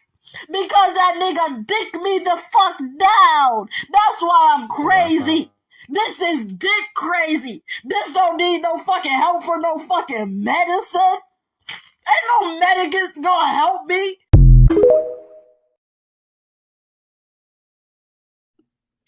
All right, T, let that set in. Can you play it one more time? Just let it set in. Play it one more time.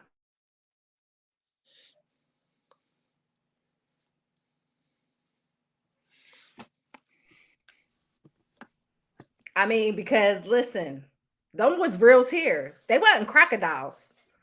They was real. They was real. Helen talk about some she need pics of that. Sorry, I ain't mean it.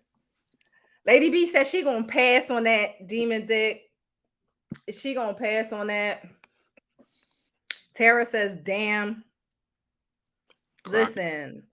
I mean, those wasn't crocodile tears. Like y'all felt her energy. Help me. Now is the video still playing? What is happening? What is happening? Can y'all run it back one more time? I want Stop the video. What's happening?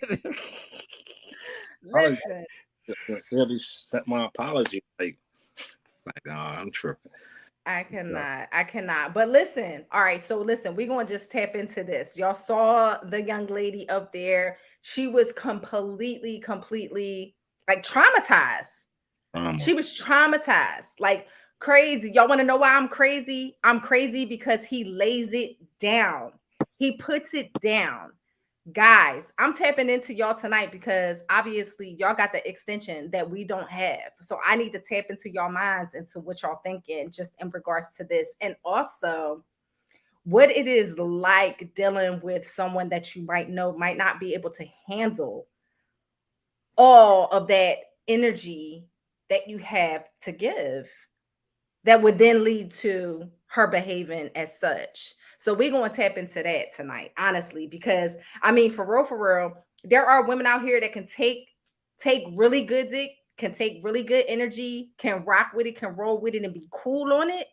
But then we have on the other end someone like that who could necessarily bust out your windows, could tear up your shit. You know what I mean? Could constantly be on your phone, could be starting some drama within, whatever. So how y'all dealing with that? All right, please don't bust out my windows. Like you could. What's the first question? All right, the first question is, have you ever dealt with an individual who was totally crazy over you sexually? Yes. Okay. So T, we're gonna start with you first. Okay. How did you maneuver through that? And did you continue to give her that? I'm gonna say when you're young, you kind of entertain these kind of things because it's just fun. Because it's just fun. So you when you're young, you entertain it, and it's all fun and games, and you enjoy it until it becomes life threatening. Then you gotta be like, whoa! Now you're going too far. You're going too far. Right. See, the life threatening part is the intriguing part, because it's like, okay, you're going to tiptoe up to it until she ready to poke you out with a knife. Like, what is happening here? Like, why do you like, first of all, tell me, what is the first signs that you see after sex that would indicate this? You continue to indulge because it's powerful. So you continue to indulge because you like to feel that sort of power and that sort of control over somebody. Right, like a mental control. Yeah, like it's an energy thing. Mm-hmm. So it's like, yeah, and her shot might be good as well. So it's a sharing of energy until it becomes like life threatening, like I said, and then that's when you gotta bow out. But you do see the signs of, first and foremost, you do see the signs, and some of those signs can be like, I'm not going to work today. You need to come over and fuck me. Like, it could be different kind of things like that, or like she completely abandons the rest of her life, and her only focus now is to try to fuck you as many times as possible, whenever, wherever. Those kind of things happen. Right. But that's what I'm saying. Like, when you see those signs, are you removing yourself from that? Like, not to the point of death or hurt or harm. Let me know which T you talking to. Are you talking to 20-year-old T or 40-year-old T? Well, we know the 20-year-old T is going to go up until, you in the emergency room with a couple puncture wounds, because, you said you was going out with the fellas and she wasn't having that shit. Right. But the 40-year-old T, let's just say, How are you 40-year-old. doing that shit now? No, as soon as I see any inklings, I'm skating because I know it's dangerous. Yeah, as soon as I see soon as it's like, yo, you calling me like 40 fucking times a day, it's like, soon as I see you start to abandon your children, it's like, yeah, I'm out. All right, one more question before we get to Nell. What is your craziest moment that you've had with a chick that you know stem from the pipe that you laid? I've had my life Look at Nell. I've almost been assassinated on multiple occasions. I mean, what are we Like talking what? Like what? Shot, stab, like what? about? All three. All of the above? Yeah, shot, stabbed, tried to be run over before, all the above. Oh no. See, you know what? Now let me ask you this one more question, then we're gonna go to Nell. Do you feel like that is because of, women not having received sex that good before, or is Sometimes it it could be just that. okay? Sometimes it could be she didn't have it that good before, and sometimes it could just be her connection with you. Like, she could have even had better sex with, but her connection with you could be different. Right. That's what I was going to say, because energy does play a lot into it. Honestly, outside of just the skills of it, energy can play a lot into that, and the attachment to someone significantly stronger than someone else who could possibly have just as good of dick, but just the connection is just real crazy. All right, Mr. Nell, what are you thinking about, the video and the crying and the state that she was in, to the point that she looked like, she would fuck a bitch up. She would slash your tires. She would bust out your windows. Oh, let's Anything stay just right to there. get to Hold on that. now. I definitely, when I was a young boy, I definitely had a girl that would beat any girl up that even came to my block looking for me. So I've definitely been there, but go ahead now. I mean, I like to beat a bitch up type girl. Like, go beat up, like, please. But You like that energy? You like that energy now? I love when a girl rocking. If she rocking, we rocking. I'm crazy. I'm fuckthroat. I invite the energy of getting stabbed up and wilding out. Like, that shit. It's not a turn on, but it's like, all right. But I've had. I don't like one thing. I don't like to brag. I'm never going to sit up here and say I got the greatest shit in the world, because you meet your match.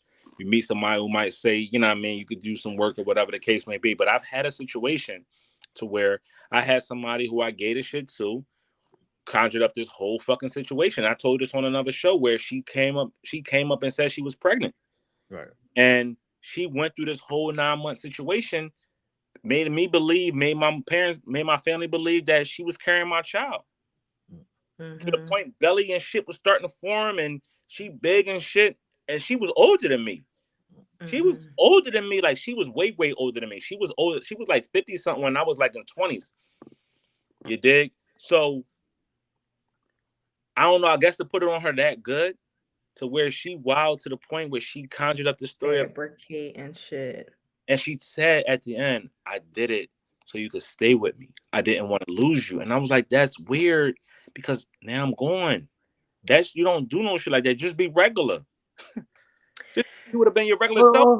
Hold on now, because I understand it. In some weird way, I understand the emotion of it.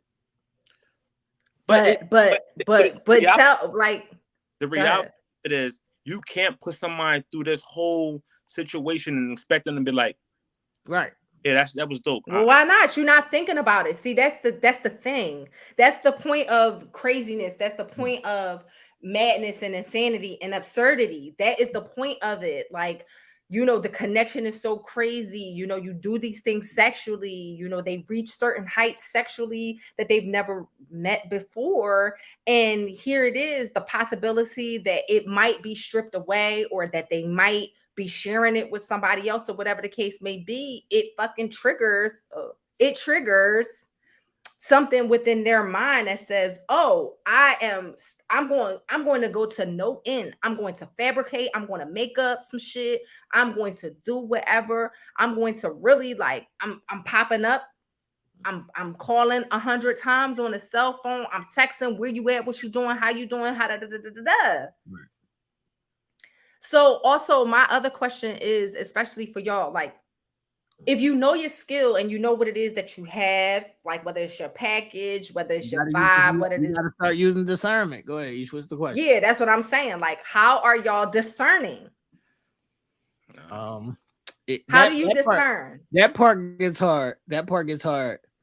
But sometimes you just have to not do it. But you can't use so much. Like it's hard with the discernment type of situation because you're what is it? You're critiqued every time, right? Right. And you're always on this like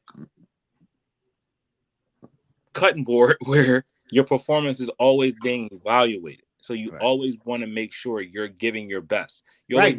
That's why I said no. That's why I said, because you want to put on a good show. Sometimes you just gotta not do the show. That's what I'm saying. I'm gonna tell you like this. Sometimes you be trying to hold back, but the yam be so. No, not holding back. Sometimes you can't smash Shorty. Like I can't even smash you because I already know. Yeah, you already know. Like you could tell when a chick is too super involved. Like it'd be too much. It'd be like, wow, I can't hit you because if I hit you, I know this gonna go way left. Way left. Turn girls down. I know she could tell you it was this young girl that was on me when we was younger. On me, not to the fact that I didn't like her, is that she was just too on me, and I was like, if I hit this chick can go super fucking left. Right. Do y'all feel like sometimes that you can have a misinterpretation or a misperception of someone where you might feel like she gonna gravitate to the dick if you give it to her, but then maybe she won't? Like, do you? I've never seen that, but I've seen the vice versa of that. I've seen she was cool and there was no signs, but then after y'all smashed, yeah, she's psycho. Right.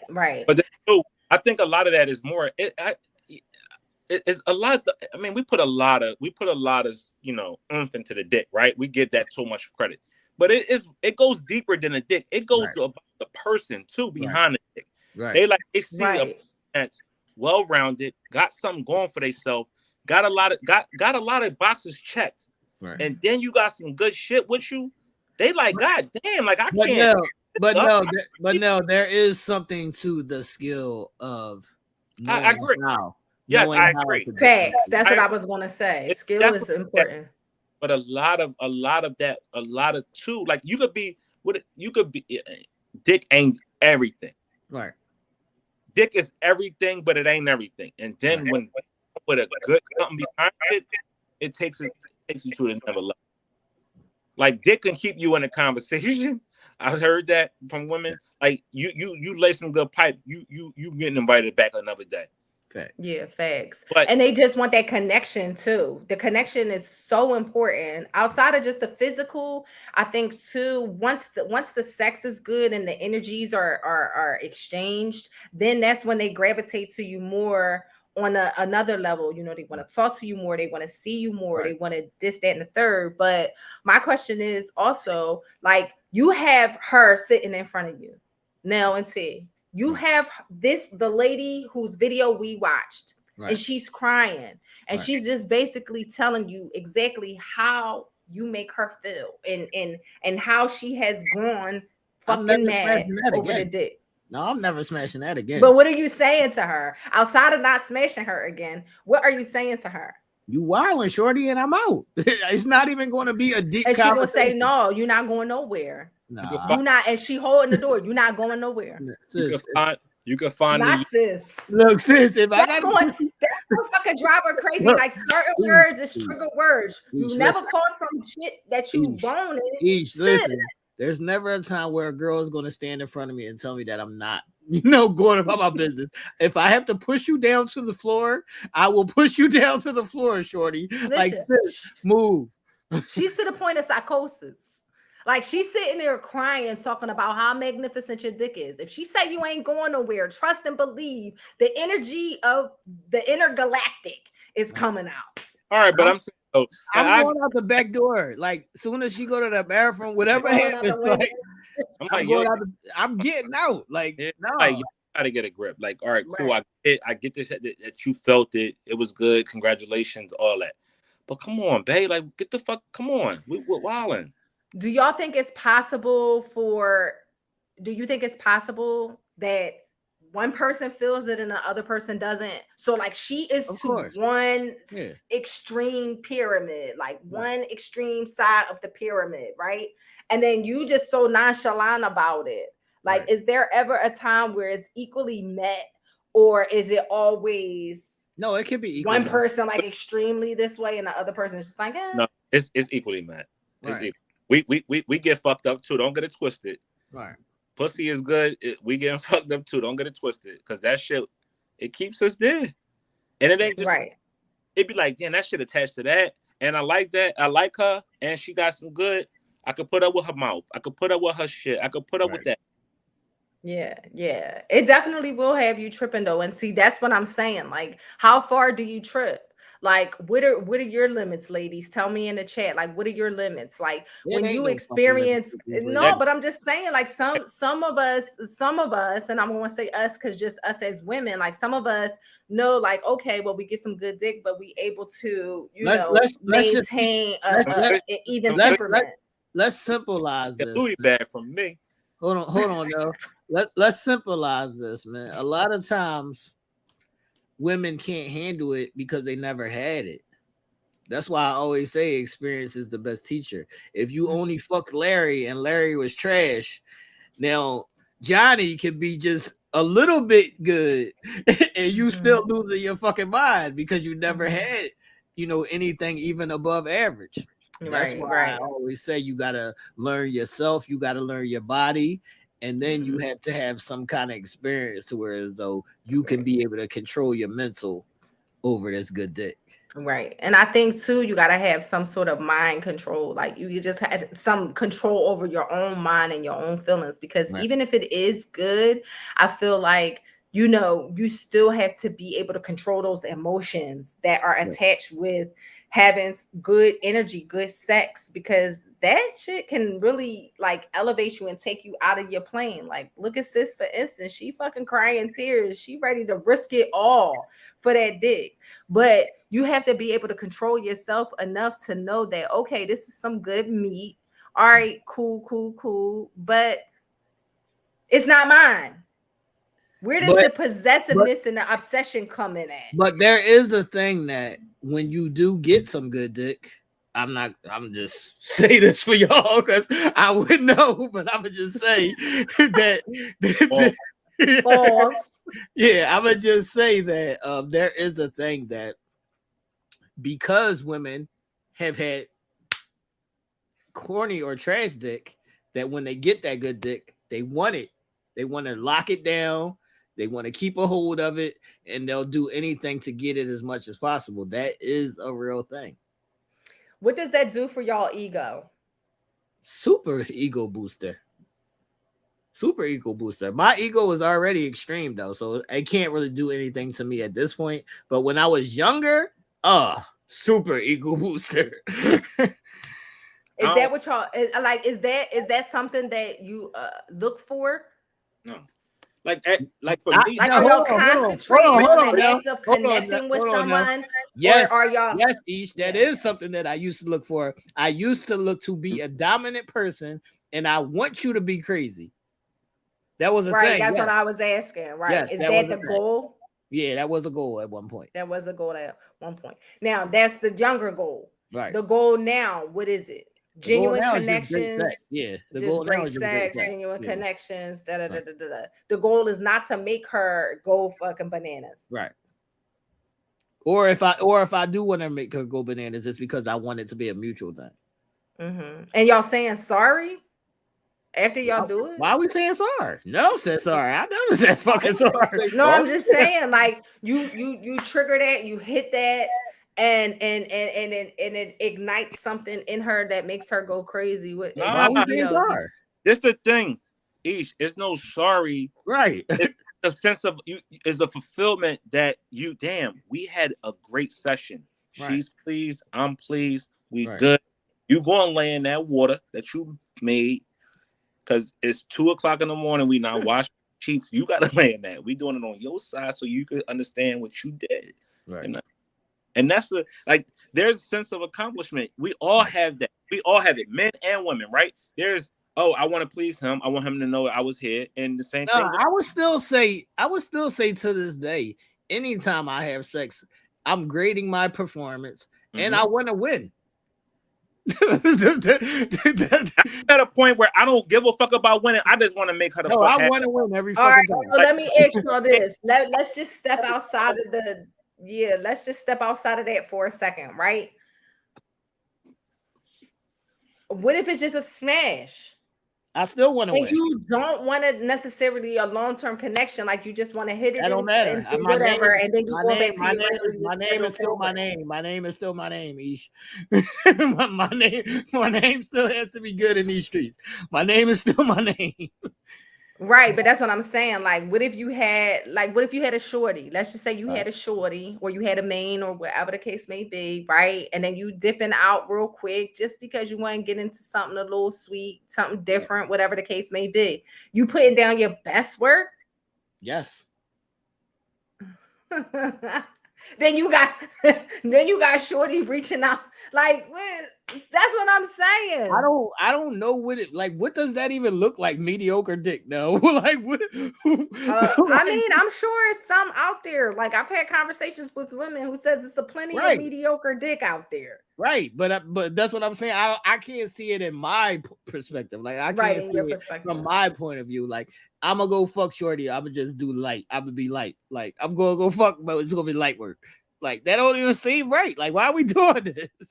Right, that's what I'm saying. Like I guess it's just interesting to know like how you perceive things before you hop into it. Like you just going all in. I'm going to be magnificent.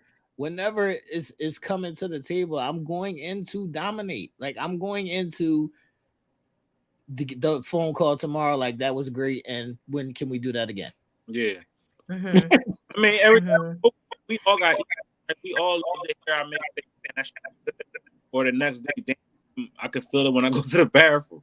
Right. Like that should sound good. Or her seeing his facial expressions when she riding you or she giving you head or you in it and you biting your bottom lip or whatever.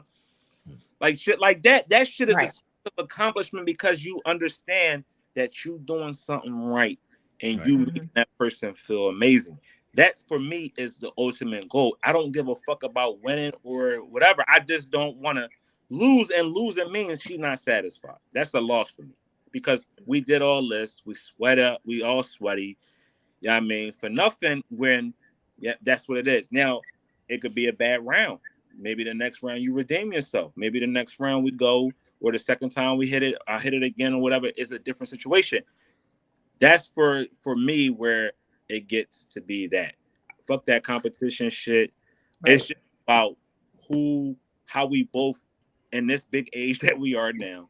I always believe in competition. I believe in competition, even if this is your long-term girl. I'm still looking at you like a competition. Yeah, you don't want to. Yeah, and it ain't always beating the pussy up. It could just be a great session, and I think people gets lost. Right. Like, and sometimes beating pussy up could be from excitement. It could be, damn, this shit fucking hitting hard. This shit is great, and that's not. Because we trying to wham bam, thank you, man. That shit could just get a hold of this shit and you just go to a whole another galaxy with it. That's right. When you got some tang-a-lang-a-lang down that motherfucker too. Right. Or you knocking shorty off and her eyes roll behind her head. Like, I'm like, oh shit. Yes, but this is another thing too. How are y'all noticing like how extensive y'all can be with some women? Like, okay, well, I'm not going to try this trick on her because she can't bang with it or she can't rock with it. Or I'm not going to, eat her pussy that long because I know that's going to send her through the roof. Like, are No, I hear y'all you. like I don't want. distinguishing the difference I don't of want what no y'all do halfway. I to? don't want no halfway fucks. Mm-hmm. I have learned to be cognizant of that. Like, be cognizant of, Right. damn, am I hurting you? Damn, am I too fast? Am I too slow? Am I here right? I'm cognizant of different body movements and understanding certain things, because again, you want it to not just be about you. You want it to make sure that both parties are entertained, because you want that shit again. Right. You Right. want it again. Right. That's what I'm saying too. Like, some women just you kind of know them and learn them over a certain amount of time. And you could just say, oh, well, she not with that shit. Like, just say if you was into tying chicks up, or, doing some extraness, like, you kind of know that, okay, she's just not into that. So I'm not even going, no. Who not into the pillow smothercation joint though? Like, I I'm mean, lost. some bitches don't want to be smothered now. like I'm who? lost. Like, can you All right, tell but when a bitch don't want to be smothered with that, So you, that pillow? all right. so So you think who we don't want to want continue? Hold on now. So you think we want to continue fucking her, Ish? So who you What are you talking Right. about? who you don't think don't I know. pass I out got before you. back to life? Like, you don't think that's a thing? Like, you wouldn't want to get a pillow over you, pass out, and then a dick bring you back to life, and you like, oh shit, where am I at? Right, but that's what I'm saying. Like, sometimes, like, Look at Diana. She said her. she She want want to to be be by passed the me. fuck out with the pillow and all of that. Want to be demonized. Want to be got that Asphyxiation. demon there. Listen, this is what I will say in regards to that. I will say that, some women don't have that control. Like, some women don't have that control. They lose control. They let down all inhibitions. They allow that shit to come Right. into their space, and they allow the energy of that dick to just like take control. Right.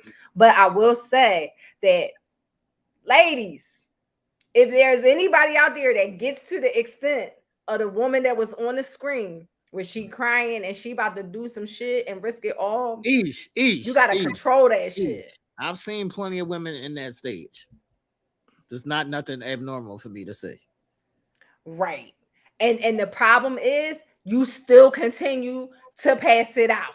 Why is that my problem?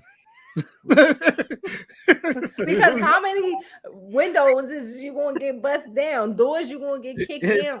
That's a How part many of the phone game. calls y'all gonna get at 3 a.m. talking about where you at? What you doing? Who you with? That's a part of the game, Ish. It's a Think part of the game. Think you busting my windows out? Think not. Yeah, y'all just gotta be mindful. Like, I'm surprised that y'all not like retracting it back some. No. Why? Why should you? No. I would never want to be like her. I would never want to be in that state. I will never be in that state. I don't give a fuck how good the dick is. Hold on. What's wrong with that if that's your person? Yeah. If your man, Well, yeah, if that's my person, and that's different, because then I don't have to be to the extent of that. Like, no, what's wrong with being at that extent if that's your person? Because why do I have to be like that with my person? That's how you want to be. If that's my person, I'm comfortable in knowing. You letting him know how good he makes you feel. You letting him know that you enjoy having sex with him. What's wrong with that? That's your person. Yeah, but I don't want to be I don't want to be to that point. Like, I can let you know how good and magnificent your dick is without fucking crying and getting to the point where I'm getting ready to do some shit that's crazy. Every time your phone ring and ding, I want to be running over and trying to see who doing what. Every time you leave the house, I'm trying to see where you're going and counting the mileage on your car and shit. What time you're getting off to work and counting it down to the minutes. No, I don't want to be like that. That's the point she at. Not. That's the point all get to at some point without even being digmatized. That happens where y'all wonder where we're going. Right. Y'all wonder who we talking to on our phone. Y'all but it can stay within our line. It don't have to be active. It might come from dick. It's when you feel like that's yours. That's you already hold that possessiveness over it. So it don't come from being dicked all down. It comes from you feeling like that's yours and you're possessed and that's yours. Does that possessiveness turn men off? That's right, Diana. Tell them. My person might be in trouble when we meet. Oh Does that shit. possessiveness turn men off? Yeah, It can. that's It can if possessiveness. it can. It can if it's not mutual. If it's mutual, I'm cool with it. Mm-hmm. Look, I don't care about who call your phone. Like, I don't care who. Like, I ain't got time for that. Like, that shit can.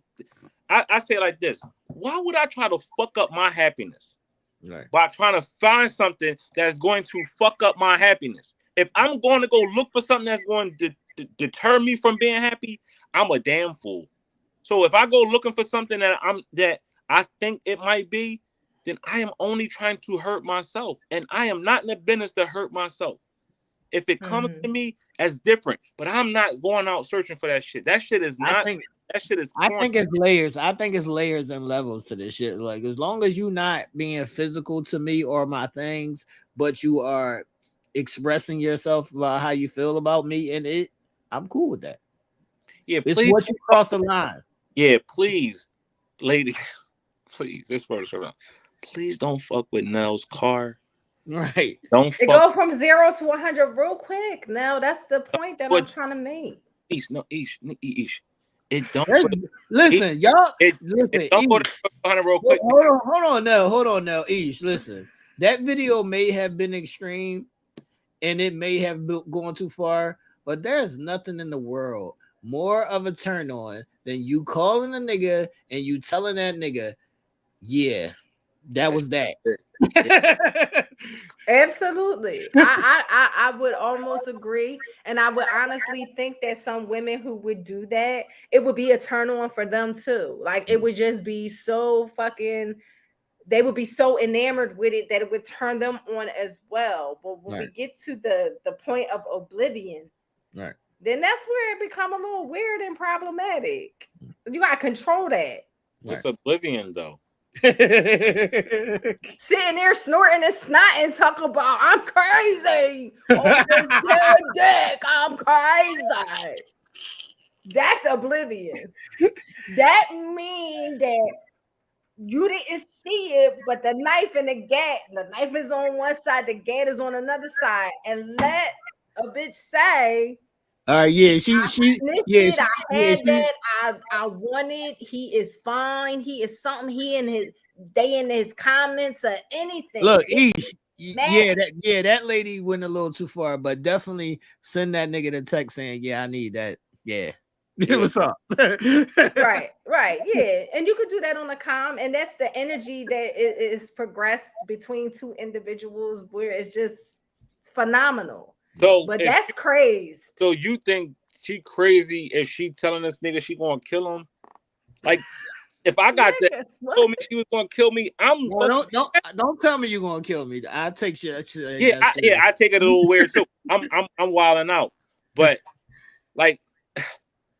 That's why certain shit don't scare me. I ain't scared of that shit. That shit was only going to turn me into like, oh shit, let's kill each other then. Like, but you know that is some this men. Nigga just said let's kill each other. Let's not grace. Let's not grace. See, he want to bring you back to life after pillow. Taking your breath from the pillow and bring you back to life, and then he wants you to do the same to him. Like this. No. Don't bring me back to life.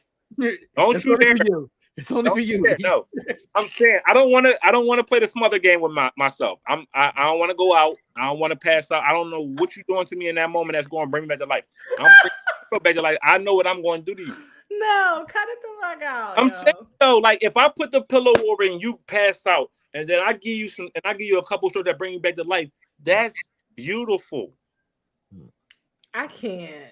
That's but why can't I do it to you though? That's what I'm saying. No, like, it don't work that way. It's like a two-way street on some of these things. Like, I need all the women in the chat to let us know. Have you ever been dickmatized before? Have you ever had the line say no? They're gonna say no. What was your craziest range of getting the demon dick? What is yours, Ish? Go ahead, Ish. What's up? Yeah, I mean, I don't think I've actually been demon dick down to the point of oblivion and craziness. But yes, I've entangled and have had some amazing penis that I want to be a little possessive over. You know what I mean? That I want to be like, where you going? What you doing? Who you with? Like freaking out when they leave out or whatever the case may be. Yes, I have been there and I have done that, and I will do it again. No, And so again, Marilyn, if she and dies, again. she dies. So Marilyn, like Drago, if she dies, she dies. Marilyn ain't saying the damn temptation. She is already dead. Yeah, I mean, Facts. Janine says she has done it. She has gotten the deal. And it could definitely be your person. It could definitely be your person. If it's your person, then you feel more secure and you feel more open to being in that space. If it's not somebody that you just want to outsource, I'm just you just my friend, or we just fucking, like, you don't want to be that vulnerable. You don't want to be that exposed. Why not? Why not, Ish? Why not, because Ish? If it's two single people that they have a great connection and they enjoy fucking each other, what's wrong with that? Yeah, but I just don't want to be that exposed, like, emotionally to a person that I'm not necessarily attached to, because that means if you giving it to me like that, you giving it to somebody else like that. Okay, he not your dude. Facts. That's why I don't want to be in that space with a person like that. If you're not my dude and I'm just fucking you, okay, we had some cool ass good sex, keep it pushing. I'm not gonna be on no, another stratosphere with somebody's dick that ain't mine. Never. Get out of here. What is never? But it's people that do it. It's people that do it that be all bugged out, wigged out over some dick that's not theirs. No, let's go through the comments because they wild. Yeah, they definitely wild.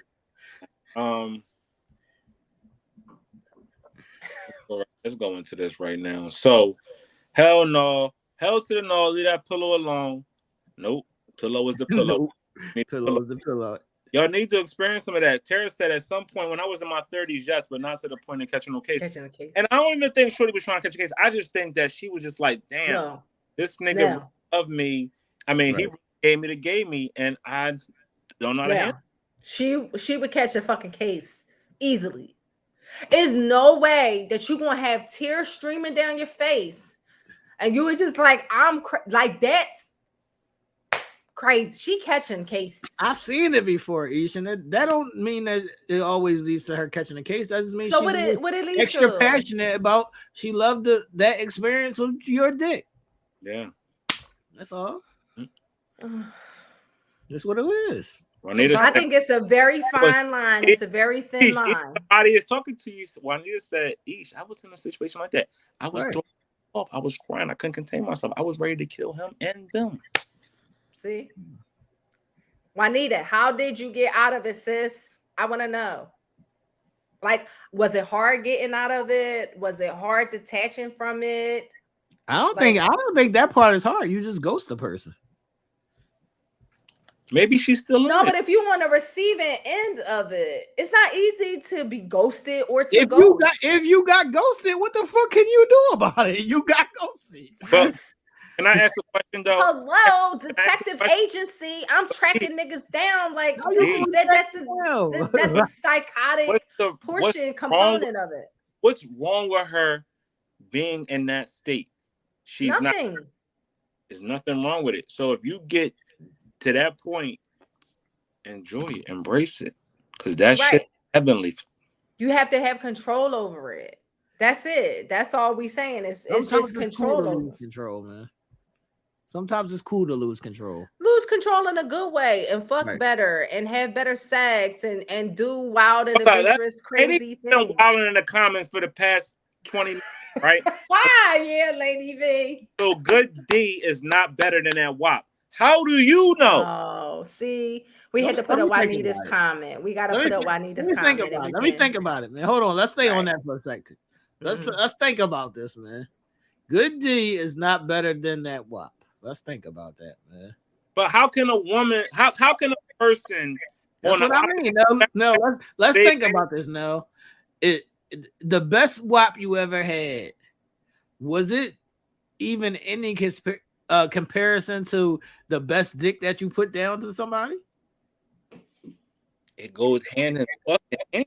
But that's how I was about to say. Well, then y'all surely ain't received no good WAP if y'all ain't wild the fuck out every now and again. I don't believe that. But how can a person say coochie is better than a dick? They go together. They go together. We putting shit on pedestals because like it is what it is. Like it always goes back to experience for me, man. Exactly. Good dick is not better than that WAP. How do you know? Well, pussy is like gold. And dick at the It same. can make Who shit said move. that? Who said that the pussy was gold? I'm just saying. Lady- I'm just making a statement. Well, That's Anita what I'm said- Pussy is like gold. Anita, I'm I'm Why just you- saying. Pussy Who is told like you that? gold. Who something told like you that? Hey, I'm putting It's something. ever fruitful. It's ever fruitful. It bears life. A lady It be- gives satisfaction. It's magnificent. It's meant to be delicious and good. So do you think there's more good pussies than good dick? Yes. This How? is where the real question lies right here. Do you Yeah. think that there's more good pussies than good dick? So y'all think it's? Please stop. Are you Please serious? stop with the blasphemy. Are you Please stop serious? with the blasphemy. It goes to fuck together. Like where you can't have. Listen, because it's some individuals, If it ain't and never this goes on both ends. It's some individuals that think they just got magnificent dick and it's whack. Yeah, absolutely. And you got women that think that their pussy is magnificent and it's whack. That's what I'm saying. So how can we base that judgment? Like, how That's can what we're we saying. You can't base a judgment on hearsay. It's hearsay. Well, I'm gonna be a woman and I'm gonna be emotional. You know how we do. I'm gonna be emotional. I'm gonna say it's better pussy than there is more better pussy than there is better dick. Do you think that a woman can possess more skills than a man?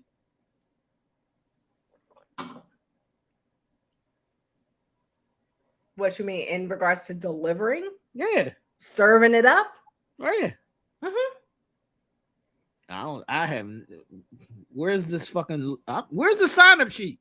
But that's what I'm saying. That's what I'm saying. Do we believe that certain individuals bring out certain and different things in So let's a ask person? Let's ask this question. So here is where the answer lies. What do you do when you're craving dick? You get dick. You put a dick inside of you. Either if it's a plastic dick or a human dick. You're putting something foreign in you that's not yours. So you can't say that pussy overrules dick if you're using a dick to satisfy yourself. No. Right, but No. right, and I get what you're saying now. I do Last get time I that. checked, Like we can't live in last this time I world. checked, good dick is still running the world. And so is good pussy. No, the So fuck is it good ain't. pussy. No, How the fuck ain't it it? ain't. How Ish, ain't it? Ish, can I ask you a How ain't question? it? No, the When fuck you're it ain't. craving, when you're Not whack pussy. I'm No, talking hold up. about good pussy. Right. But your pussy is craving something, it's not craving another pussy. You're craving a penis. Right. And when you're How craving does something, so the thing is, so my question is, how is pussy better than dick if your pussy is craving that? It makes no sense. and how is dick better than pussy when you're craving that? It's the same. You never heard the two of us say that dick's better than pussy. Y'all said pussy's better than dick. Oh well, I said it. I'm not it. going to get the ladies that case. I'm going to catch that case all on my lonesome. And So he did say it. And he did say All right, it. but again, but it goes together. You can't say you're craving pussy. Your pussy is better than dick if you're putting a dick in your side of your pussy. No. She doesn't have to crave your dick. She can still have good pussy and not crave your dick. Bro. She can. It's better than dick. What you say? The thing was, I said dick was better. No, and he said dick was better. I'm gonna explain to y'all why I think dick is better. I'm not gonna say that dick is better than pussy. What I'm gonna say is that dick is better because y'all can't control it emotionally. That's why we have the upper hand on y'all. This doesn't even make sense. That's why we got the upper hand. Good dick is only great inside some bomb ass WAP. Who fucking says the WAP is always bomb? Right. It's the action that goes into making sex a pleasurable experience. Right? You could have You can have, ladies, y'all said so many times, it's not about how big it is, it's about the motion. It's about how it's presented. How you work it, right? How you work it. So all that, your WAP is good. Why? Because it's wet. That don't make that shit good. That shit could be corny as shit and wet. Facts. So that shit has nothing to do with either way. It's about the present. It's how you present this shit in the moment. Facts. So we be putting too much shit on pedestals, and it makes no motherfucking sense. Mm-hmm. Ish, just let me know when y'all start running the world. That's how I'm looking. Like, let me know. Who run the world? Let me Who run know. the world, girl? We do. Y'all run the world, but see, Yes. that's what I'm saying. It's going to be Y'all like, from the perspective. Y'all haven't even gotten the president yet. Yeah, but that's what I'm saying. It's going to be from the perspective of the sex. Honestly, it's going to be from y'all perspective. Y'all going to be like, we run the world. We the men. We wear the pants. Our dick is good. It's controlling y'all. This is what grinds my gears. This is what starts to get Nelling, because I hate this distinction about everybody is like. This is why I hate this. This one group of party is better than the other. Fuck all that. Nah, we is fucking equals. This shit is equally equal partnership. You can't have one without the other. Stop putting shit to the point. He said, I ain't saying all that. No, I get tired of this shit. Like, oh, this is better than this, and men is better than this, and women are superior to this. Fuck all that. We were put together to be together and do things together. Like, when you start to understand that I need this in order to feel this way, it comes hand in hand. Like, that's why shit ain't right. I got you now. I got you. Oh, man, we still gonna think, okay, well, pussy rule the world. Pussy is great. Dick is great, and we control that. It is what it is. It's just always going to be forever the battle of the sexes, no matter what. I do not. Never going to sit up here. I'm gonna always say, pussy is better than dick. I don't want. That's what I just said. I don't want no dick, right? I said yes. The aesthetics of it, pussy is always greater, but in literal terms, y'all can't control the emotions. If y'all were in control of y'all emotions, then y'all would run the world. But since y'all are in control of your emotions, that's why y'all suck at running the world. Sorry. Yeah. Well, I mean, if it's that type of demon dick where I'm gonna be sitting there crying and shit, I shouldn't be in control of nothing. Yeah, but that's the animal. The I don't see a lot of women with 2 or 3. I don't see a lot of women with 2 or 3 husbands. Where's that at? Show me where that lives. What you say? Show me where that lives. Show me where that lives. The women with 2 or 3 husbands, because I see niggas with 2 or 3 wives all the time, and they holding shit down, and it ain't just financially. So let me know where the women are that are doing. I got you. Well, that's a conversation that can just be never ending and going on and on and on and on and on and on and on. Like, now, gotta always put each other. Like, why we gotta always like. I just don't understand. This is where I have a hard time, and this is what always bothers me. Like, why do we always got to compare or make a comparison of who's better? No one is. We're all fucking equal. Women are women. Men are men. We need each other. We need each other. When we start thinking that we better by ourselves, then we don't fucking accomplish shit. But by being shit by ourselves, there's a reason why. You gravitate to a man. It's the reason why I gravitate to a woman. That's what I need. The fuck? Who dicks, pussy, whack? Stop listening to these dumbass. Whack. What the fuck is whack? Listen. What is that? Like this. I mean, now, like, let's be realistic. There is some whack pussy out there. There's some whack dick out there. Got us so fucked up. Like, whack. What the fuck is that? Whack. It's some whack pussy. How long has the patriarchy? It's some whack dick out there. Well, you don't know what's some whack dick. I know, but I mean, as a woman, we can say that some. I know what. Hold up. Even the person with the best dick might be whack to the next person. Even a person with the best pussy might like that shit is garbage. Like, so what the fuck what do it matter? Enjoy your person.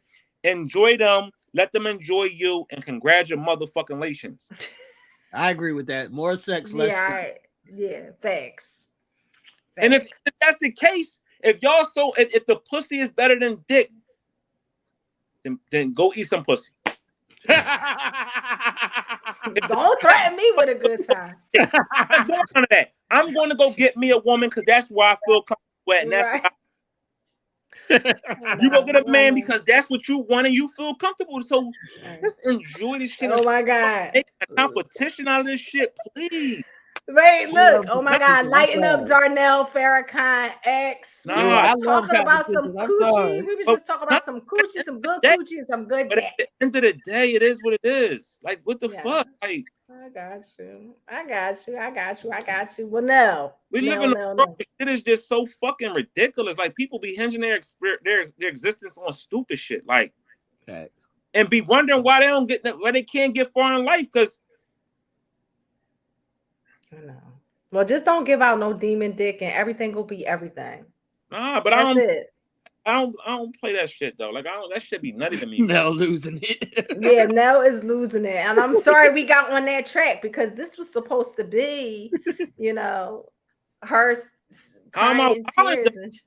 But how am I wilding? Like, this is the thing. Like, I don't you're not invited to the cookout anymore. Listen, you're not invited to the cookout. I'm putting all salads and mayonnaise on your plate now. Hold up. No. This is what I'm saying though, and this is in fair honesty, right? How come people, when we put things in the atmosphere, we allow for it to be talked about. Right. This what we do. So when somebody talk about something or make a comment or make something about it, we have opinions. We have thoughts. We talk about that shit. If that shit ignites more conversation and more thoughts, that's what it is. For somebody to tell us that we wilding, or somebody to say that you crazy or you going too far from something that was put out there is crazy to me. Like, that's why we gotten so sensitive when we've gotten so sensitive as a people that when somebody says something that we don't like or goes against what we become so sensitive and we think that they being disrespectful. It's not. It's just their opinion. It's their thoughts, and you are allowed that. We allow you to have your thoughts. We allow you to have your piece. I'm just speaking on something that was said. If it wasn't said, you can't speak on it. So how are we getting upset when somebody talks about something that we said?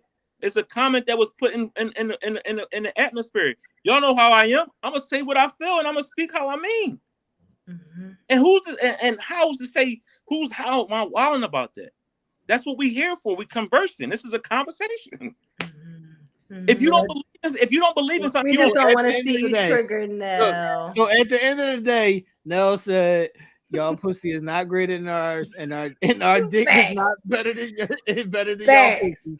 We are all equal. We are all equal beings." Yep. It's all equal. Now take us out of here. Going in 60 seconds. Going in 60 seconds. Going in 60 seconds. What we got going on in the sports world, Mr. Nelly now? Come on now. Going in 60 seconds, man. Bring it home. Oh, all right. Ain't nothing going on in sports, man. If I say shit, I just be, I say, what I mean? But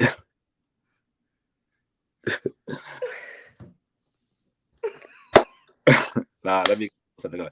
But in the sports world, we got Game 7 tomorrow. Memorial's Day. Game 7, Boston Celtics against the Miami Heat. The winner of tomorrow's game will advance to the NBA Finals. Boston, if they win tomorrow, will have done a monumental feat that has never been done in sport in the NBA before, coming back from 3-0. A team has come back from 3-1, but a team has never come back from being down 3-0. And with the Boston Celtics winning tomorrow, if they choose to pull it off at home in Boston, will be one of many teams to come back from a 3-0 deficit. So, shout outs to that series for being a great series. Miami came out to a thunderous 3-0 lead, and Boston has been chipping away at that lead ever so strongly. So whoever wins this will face the Denver Nuggets in the NBA Finals that will start Friday. So it's been a great NBA playoffs with this last game to decide the Eastern Conference champions tomorrow. So if you're rooting for Boston, you hope they prevail. If you're rooting for Miami, you hope they prevail as well. And other sports news, check out my guys over there at Game 7 on Thursdays. That will wrap up both series as the Western Conference Finals, which has been over now for a week. And they will be talking about the Eastern Conference Finals, and also by that time we will be talking about who will be representing both West and East in the NBA Finals. Yeah, that's all, folks. Man, shout out to Lady B. What's my name? My name ain't even Nell no more.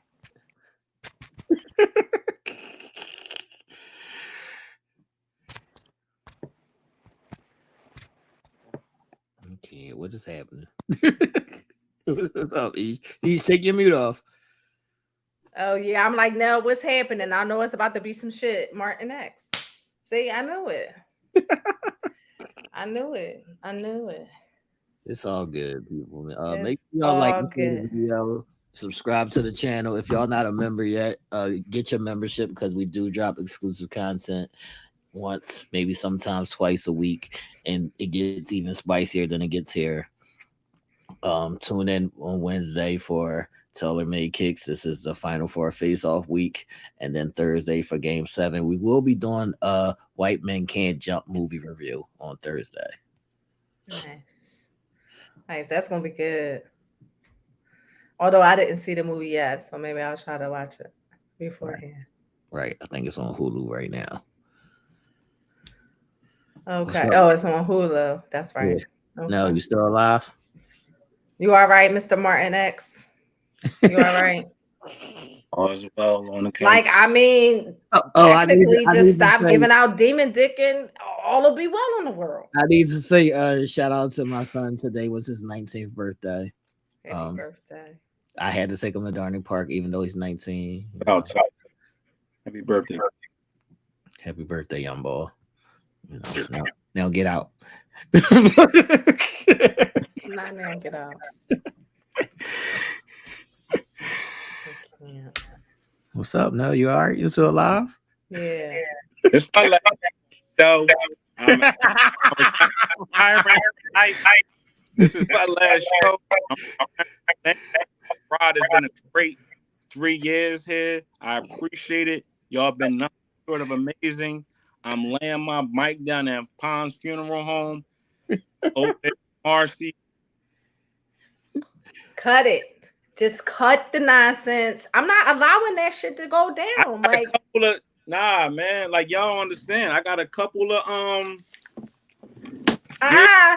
you do it. I got a couple of kids. And with that. I got a lot of work going on, so I'm leaving. I'm losing it. Now I'm losing it. You know what? You booked and busy. I got booked you. And busy. All this Thank work. you to everybody in the chat that say happy birthday. I'm so done. That was classic. Thanks, Nell. I needed that laugh. Good. What episode is this, man? 133. Episode 133, everybody. This is Uncensored Minds. This is the place where we have honest, deep laughter, crying, all kinds of conversations. Make sure y'all continue to send in y'all topic requests on the Facebook page. And again, get your membership. Get your Uncensored Minds apparel. Make sure you have subscribed to the channel. There's going to be more and more things coming, man. Thanks to everybody out there. This is nothing but funny here. We definitely have a wonderful time. We try to make you laugh, try to make you smile. We try to even drop a tear every once in a while. Thank you for always being a part of the faction Thank you for all your loyalty and your camaraderie, that is your support. I know it seems like sometimes that we, our opinions can go the way of confrontation, but it's never that. It's just more or less a conversation amongst friends, and that's how we feel like we are here.